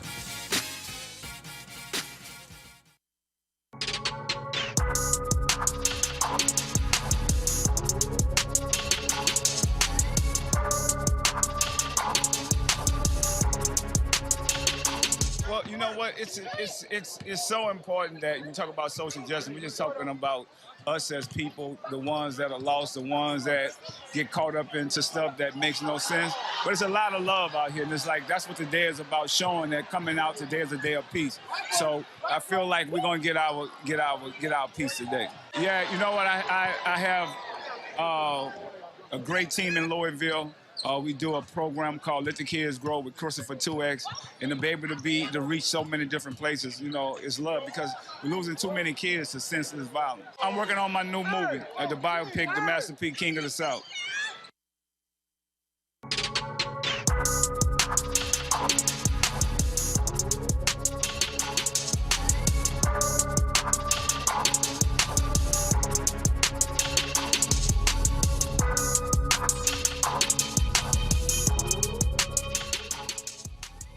All right, folks, don't forget Essence Festival of Culture. Live live virtual experience on EssenceStudios.com and Essence.com. Friday through Sunday, this Friday through Sunday. And, of course, we will have a recap on Monday. And then, of course, again, July 2nd through the 4th with a recap on July 5th.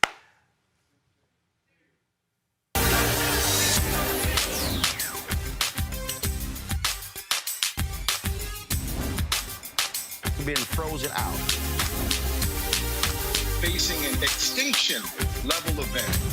We don't fight this fight right now. You're not going to have black-owned media. All right, folks, as you know, we have been fighting this issue of black economic empowerment with these ad agencies and major corporations for a very long time. In the last few months, Byron Allen, Todd Brown, myself, Butch Graves with Black Enterprise, also Ice Cube, Diddy, also, of course, so many others. Junior Bridgman, Don Jackson. You know, we've been, issuing a clarion call, say support black-owned media. Well, today, Coca-Cola made this announcement that they plan to double its ad spend on minority-owned media. Now, this is what the story from Ad Age says. Coca-Cola North America announced it will nearly double its media spend with minority-owned companies over the next 3 years, pledging that no less than 8% of its yearly ad budget will be directed to Black, Hispanic, and Asian American-owned platforms and their partners by 2024. It says the storied company already increased its minority-owned media spend this year more than fivefold compared to 2020. And then it says that Coca-Cola is also working to foster new relationships.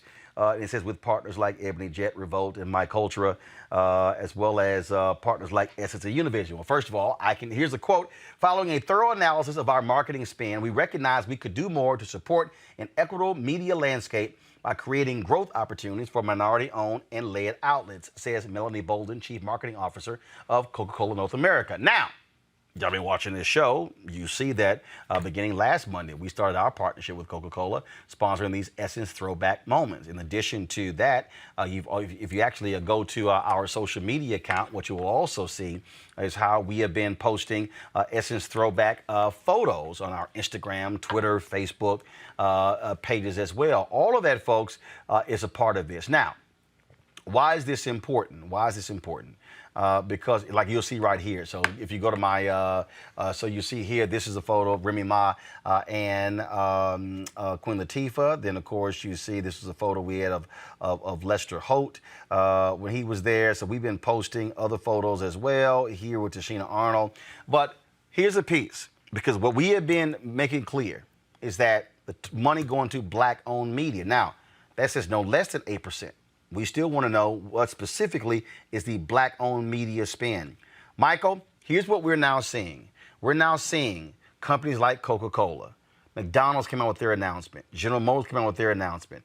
20 companies under Group M, but Group M has more than 100 brands. So there are more companies with Group M that have not accepted their 2% pledge with black-owned media, and so we're gonna keep putting pressure on them.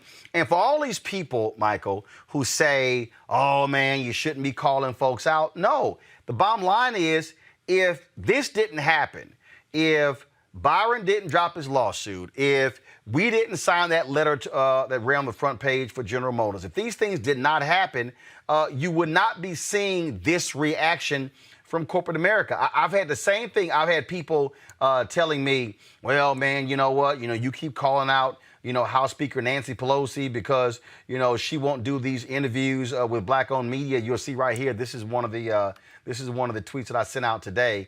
We've been using this. We've been using this "Where's Nancy" graphic. We've been posting on Instagram, Facebook, and all of our pages. We're going to show y'all in a second. So you see it right here. And this is why. It's the call out. Okay? We've been waiting for 11 damn months to get an interview with Speaker Nancy Pelosi. Okay? So the same thing, calling out these companies and these ad agencies. Look, if we haven't gotten money before, we ain't going to get money tomorrow. And so I'm glad to see the Coca-Cola announcement. I want to see more companies. And what's happening is we're establishing a floor now, Michael. It's a floor. Not that 0.5%, not that 1%. It's a floor. We're also forcing these companies to look at their metrics, how they're measuring, because that's how they also try to knock us out. What's your metrics? What are your numbers? And it's like, you trying to compare us to them when a company like Quibi, y'all remember Quibi? Jeffrey Katzenberg, Meg Whitman? Remember that little app they announced last year? They lasted 7 months. They booked $150 million in revenue. And y'all, before they even launched, and they didn't have a single damn metric, Michael. And they booked $150 million in revenue. That shows you the game's being played in advertising. And so we welcome the Coca-Cola announcement. We welcome the others. We want to see more companies step up. The $300 billion being spent every year on advertising, Michael. And you clearly know this space better than I do, and I'm not sure. But I have two levels of skepticism. One, I'm glad that there certainly, as you do anything, is more than what it was. So that's a good thing. But two levels of skepticism. First, that 8%. Does that mean if it's split up with those four different groups, does that mean it's 2% per group? So obviously it's still 2% more than it was yesterday, but is that still enough? Well, it's three groups: Black, Hispanic, and Asian owned. And we don't know. That's the total percentage is 8%. We don't know what specifically the Black-owned spend. We've been asking companies to have a Black-owned spend of at least 5%. Byron Allen's initial letters went out asking for 2% because it was 1. He said going to 2 doubles it. But we then said to Byron, no, hell no, it should be a minimum of 5%. And some companies have been saying, oh, well, like, for instance, General Motors announced, we're going to get to 8% by 2025. I kept saying, why you got to wait? And that's the whole piece there. But the floor is being established, but we still want to know what's the black-owned spin. Go ahead. Got it, which was hence my skepticism. My second skepticism is I'm wondering if Coca-Cola, who has done great things in this country relative to whether it's, as you've been advertising, the Essence Music Festival, whether it's the United Negro College Fund, Coca-Cola was a strong supporter of the Ron Brown Foundation. So Coca-Cola has done great things. But I wonder if strategically they're saying maybe we need to do something with Black and of color media now, because this voting rights thing is going to get hot. And folks are going to start asking us to move our headquarters out of Georgia. And maybe if we do this, maybe some of those voices will say, well, wait a minute, and we'll have some friends in the media. No, that's not what was happening. I mean, I can tell you there was a review before we dropped our General Motors letter, and then we dropped that particular letter. We were pushing numerous companies. This had been building. This had been building, and we've been saying things privately. But then, of course, we went public. That was the case. The thing here on Congo that I need people to understand, and everything that Michael just said about the support of Coca-Cola and these other companies for these charitable deals, that's fine. But that's charity. We're talking investment. Aid and investment are two different things. And that's the issue that we have been raising, okay? If a company gives $1 million for an effort, but no, we want to know what about $100, $200 million? So here's the deal. If you look at the numbers, okay, just take 8%.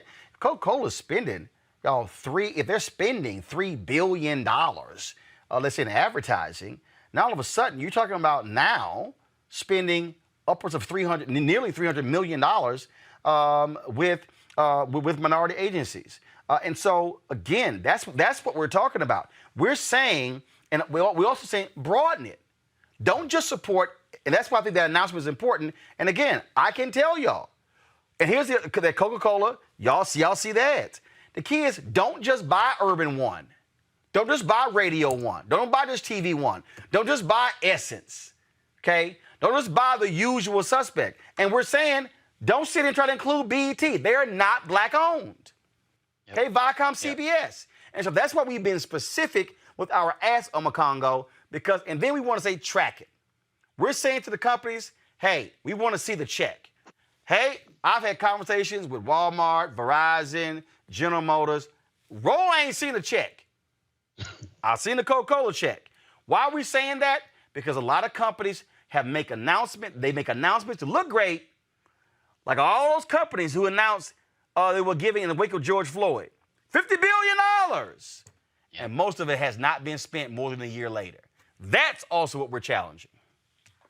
Absolutely. And I really got to give you and all of the other people that you mentioned your props, because one of the things I've always heard you say on these interviews, and use the BET Viacom as an example, they'll give all of this money for companies and organizations that target Black people, but not are run by Black people. And so this is happening as a direct result of the efforts that you and so many others that you mentioned have put in. And we have to make sure that we're keeping that pressure on, because you talked about Quibi and the no metrics versus what we have to provide to be able to get these funds. It's extremely important. We also have to make sure that the organizations that they do sponsor really do have a large, majority Black ownership, right? Because we know when we go back to those affirmative action policy days that some of these companies will get like one Black representative and say, ooh, look here, we got it. Now give us that paper. And I think they know we're smarter than that now. And this actually ties into our first conversation tonight about the NCAA, right?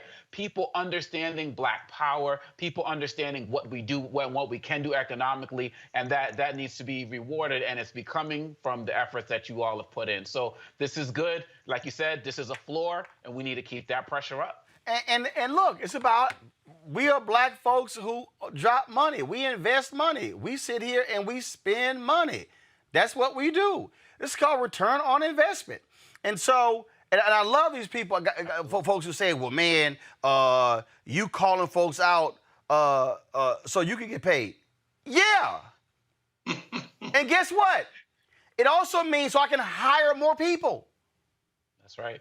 That's what it means. I can hire more producers, more digital editors. I can have more shows. We can travel more. We can do this. Yeah. Because you know what?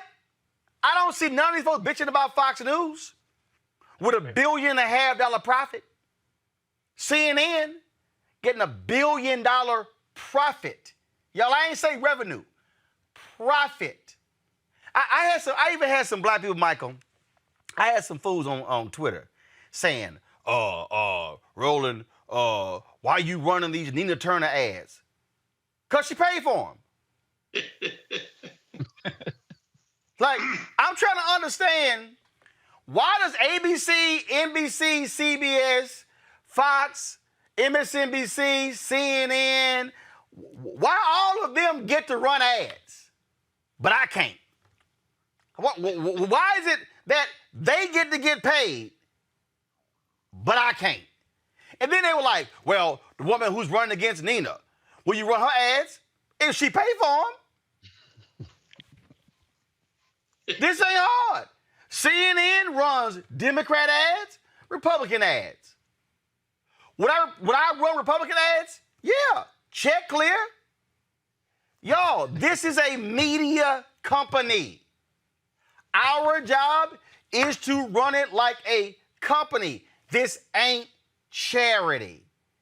This is not a foundation. So don't come to me with your charity dollars.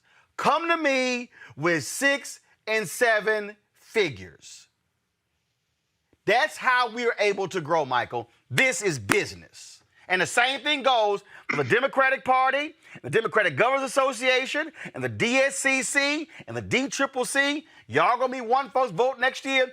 I'm expecting, let me put it on the table right now, Michael, from the DSCC, I'm expecting money from Ohio, North Carolina, Florida, Pennsylvania, Wisconsin. Yeah, that's what I'm expecting. You damn right I am. Well, just like I'm sure the Lincoln Project ran a lot of ads on your platform. Nah, we were running. Lincoln Project going to cut a check. I'm sorry, what'd you say? They're going to have to cut a check. I thought those. Oh, so those were not paid ads? No, we were talking about those, but they're going to have to be cutting a check too. Absolutely. I think, and some of these people that are on Twitter that, always have something to say to you, they're all the same people. And then, just for whatever reason, have an issue with your show and your success. And, that in my book is called hating. So, obviously the haters will hate. But you're exactly right. Darn right, you're calling people out, and that's what you're in business for. So I don't take any umbrage for what you say. Well, here's the deal. We don't want to have to call people out. We don't look. I didn't want to have to sit here and call out Speaker Nancy Pelosi and her staff. Mm-hmm. But when your ass can't find 20 minutes, 10 minutes, 5 minutes in almost a whole year, yeah, we got a problem. And I don't know of an NMPA interview she's done. I don't know an interview she's done with April Ryan. I don't know of an interview she's done with other black radio. So what that tells me is, if y'all ain't talking to no black people, we got a problem. And see, that's the thing here. Look, if I'm getting nothing today, and I got nothing last week, what says I'm going to get something next week? No. We got to call folks out. If people need to watch it, I'm going to have to understand the principles of business. Black people have been shut out of the process for decades and centuries. King wrote his book, Why We Can't Wait. Y'all, and I said this, I'm 52. I'll be 53 in November. I ain't trying to wait 5 years, 4 years, 3 years. I'm trying to get paid right now. Because we got to break this cabal. Because there's a 15, 18, 20-year-old brother or sister out there who wants to do this in the future. and they should not be fighting for 1% and 2% in 10, 20, 30 years. Final comment, go ahead. Yeah, you're absolutely right. And when you talk about Speaker Pelosi, and like, if you're going to be up there and celebrate people like John Lewis and wear the kente cloth and all of these other sing, lift up your voice and sing. Yeah, right.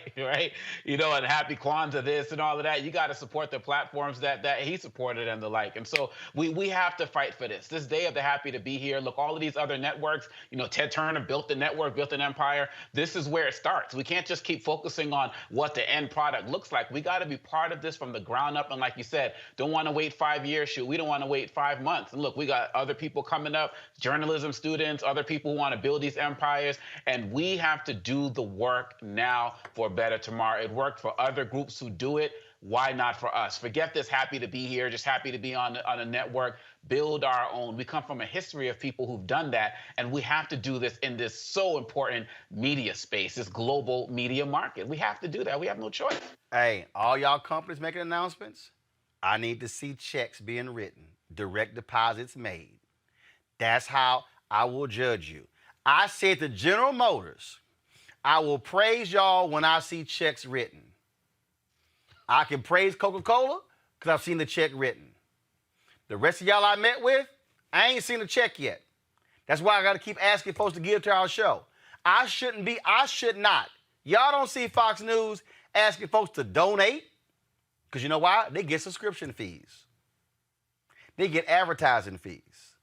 Nah, that day is over. So, great announcement by Coca-Cola. I want to see more companies stepping up as well.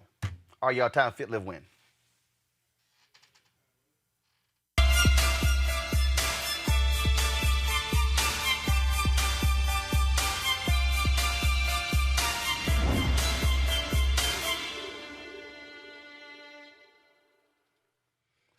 All right, y'all. So I want to show y'all something right here. This is too funny. So you know Anthony Anderson, he been working out. They all part of the Will Smith Big Willie Challenge. And so what happened was Anthony dropped this video and he was trying to sit here and talk about me because I was joking with him about the video and all of this. So watch this. Just watch this, y'all. After 5 days, I'm back. Oh, my word. Let's get it in. All right, so Anthony did that video, and I'm trying to see. He did another one. I'm trying to see. He did another video, and we were crack. He tried to sit here and call me out because when he did the first video, dropping all this water, I said, "Man, stop fronting. You know, doggone well, you sat here and just ran some water down. Is this it right here? Go to it." Not giving y'all sweat today. Just letting you know I'm in here getting it in. All right, that ain't it. Here, I think this is the one here. Go to it. All right, let's see. All right, almost. I think this is the one where he was like, I don't know what happened to the audio. But anyway, Anthony was like, "Yeah, Roland Martin, I ain't pour a bottle down my chest." And so Jim Jones saw that, and I said, and people jump on your timeline, "Man, you ain't sweating." Is that an actual indication that you're working out? Well, Jim Jones is right now. Jim, glad to have you. So, Jim, explain that, because, again, a lot of people like, "Man, you putting the work in. Why you ain't sweating? Why you ain't sweating?" Well, first of all, you know how cold the damn room is, whatever. So talk about sweat and working out. Let me tell you this, Roland. Anthony Anderson, he hopped in the pool right before he shot that video. That's what he didn't show. He took a little dip. Then he did that. So if you're sweating, that doesn't mean you're losing weight. I'm going to give you 3 reasons today why sweating does not mean losing weight. First off, it's water weight, Roland. You're sweating. So people will go in a sauna. They'll have a good workout. Say, "Man, I dropped 3 pounds." But yes, when you replenish your fluids, those 3 pounds come right back. That's what people don't know. Another thing is sweating is like your body's form of an air conditioner. Sweating is to cool your body down. That's all sweat is. It's cooling you off. Don't confuse being cooled off with burning fat. the last thing, Roland, you're losing so many essential minerals and other vitamins that your body needs when you do sweat that you lose. So when you're done, you have to replenish those minerals and those nutrients and those vitamins. And you know what? You drink sports drinks, you take stuff. So what that does, that puts the hydration right back in you. So people don't understand, yes, you lost it. It's water, but you're going to go, what do you do after workout? You drink a bottle of water. You drink a gallon of water. You're right back where you started. All right, so you see this video right here, Anthony in a sweatsuit. Should you work out in a sweatsuit? No, there's no need to, right? There's no need to. I think at the end of the day, I tell people. Hello? Yep. I tell people at the end of the day, okay, cut your rest times, right? You don't have to, it's not about what you wear. Don't work out in people. I see people in the waistbands, the sweatsuits, all these different gimmicks. Just go to the gym and don't play around. Get it in for 45 minutes. That's the best way to lose some weight. All right. So, okay. So when you see the items that people wear underneath their body, and again, it's like I had one before, and you see a lot of boxers doing this. Explain the issue, because boxers, what they're doing is different than what we're doing. Absolutely. They're trying to make weight. Exactly. Exactly. You nailed it. You nailed it, Roland. Unless you're working out for a fight in Vegas, which most 99% of people aren't, you don't have to do that. Boxers are trying to get down to their fight weight before the fight, so they have to drop that water. They drop that water and they don't for that check. It. For that, there we go. But most people are not working out for that check, Roland. Okay, so there's no need for them to be cutting weight like they're a boxer. Ain't no need. And people don't understand, boxers, what they do, they hydrate. They do not replenish with water. They cut that weight, then they get in that ring. Most of the times, people, after you cut that weight in the sauna or after you sweat, you go drink a Powerade, a Gatorade, a water. You go drink something. They do. Questions. Get a question here from. I'm ready for them. All right, questions. Michael, and then Omakongo, and then we'll end the show. Michael, your question for Jim Jonez first. Let's go. Thank you. Well, hey, Jim Jonez, how you doing, fella? What's going on, brother? I understand what you're saying about the whole, that kind of technical kind of sweatsuit, that astronaut sweatsuit that makes you sweat, obviously. All right, so take that away for a second. What about people that kind of wear that kind of spandex underneath that I guess is the same purpose, but it's not that plastic kind of coating they wear? Does that help? Or are you suggesting just wear your most comfortable gear and get it in and don't worry about little tricks? Yeah, wear your most comfortable gear. I tell you what, I've got myself down to about 9% body fat, and I have worn none of that. All I do is go in there with a T-shirt, just work out. How about they do this? If you eat right, I'd rather people eat right than wear a waistband or a sweatsuit. Just go in the gym and watch your diet. It doesn't matter what you wear.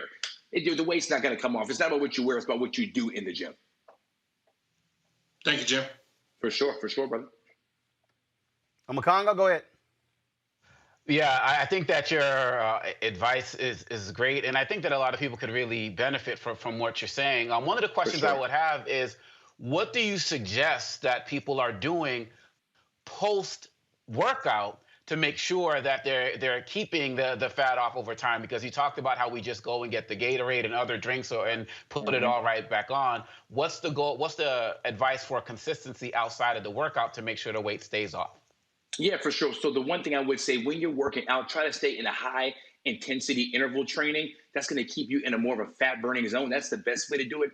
And when you do leave the gym, you can go, you can drink, you're supposed to drink your water. What I'm saying is, let's lose real fat, not the water weight, right? Let's not fall in love with just, I lost 4 pounds after I hit the sauna, or after I had all this sweat. That's a very, very tricky 4 pounds. It's not real. It's fake. Let's lose the real weight. Let's watch our diet. Let's tighten up the food, and let's work out consistently.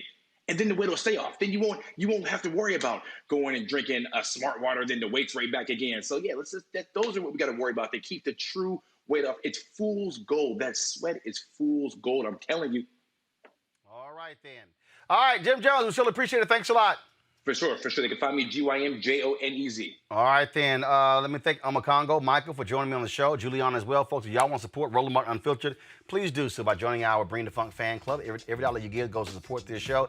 Cash App, $RM Unfiltered, Venmo.com/RM Unfiltered, PayPal.me/R Martin Unfiltered, Zelle, Roland@RolandSMartin.com, Roland@RolandMartinUnfiltered.com. All right, folks, just a couple more weeks and we're in the old office space and we go to our new office space. I can't wait to broadcast from there. I'll see you guys tomorrow right here on Roland Martin Unfiltered from Los Angeles, where I'll be attending the Paul Mooney Memorial Service and we'll be live streaming that on Wednesday. I'll see y'all from LA tomorrow.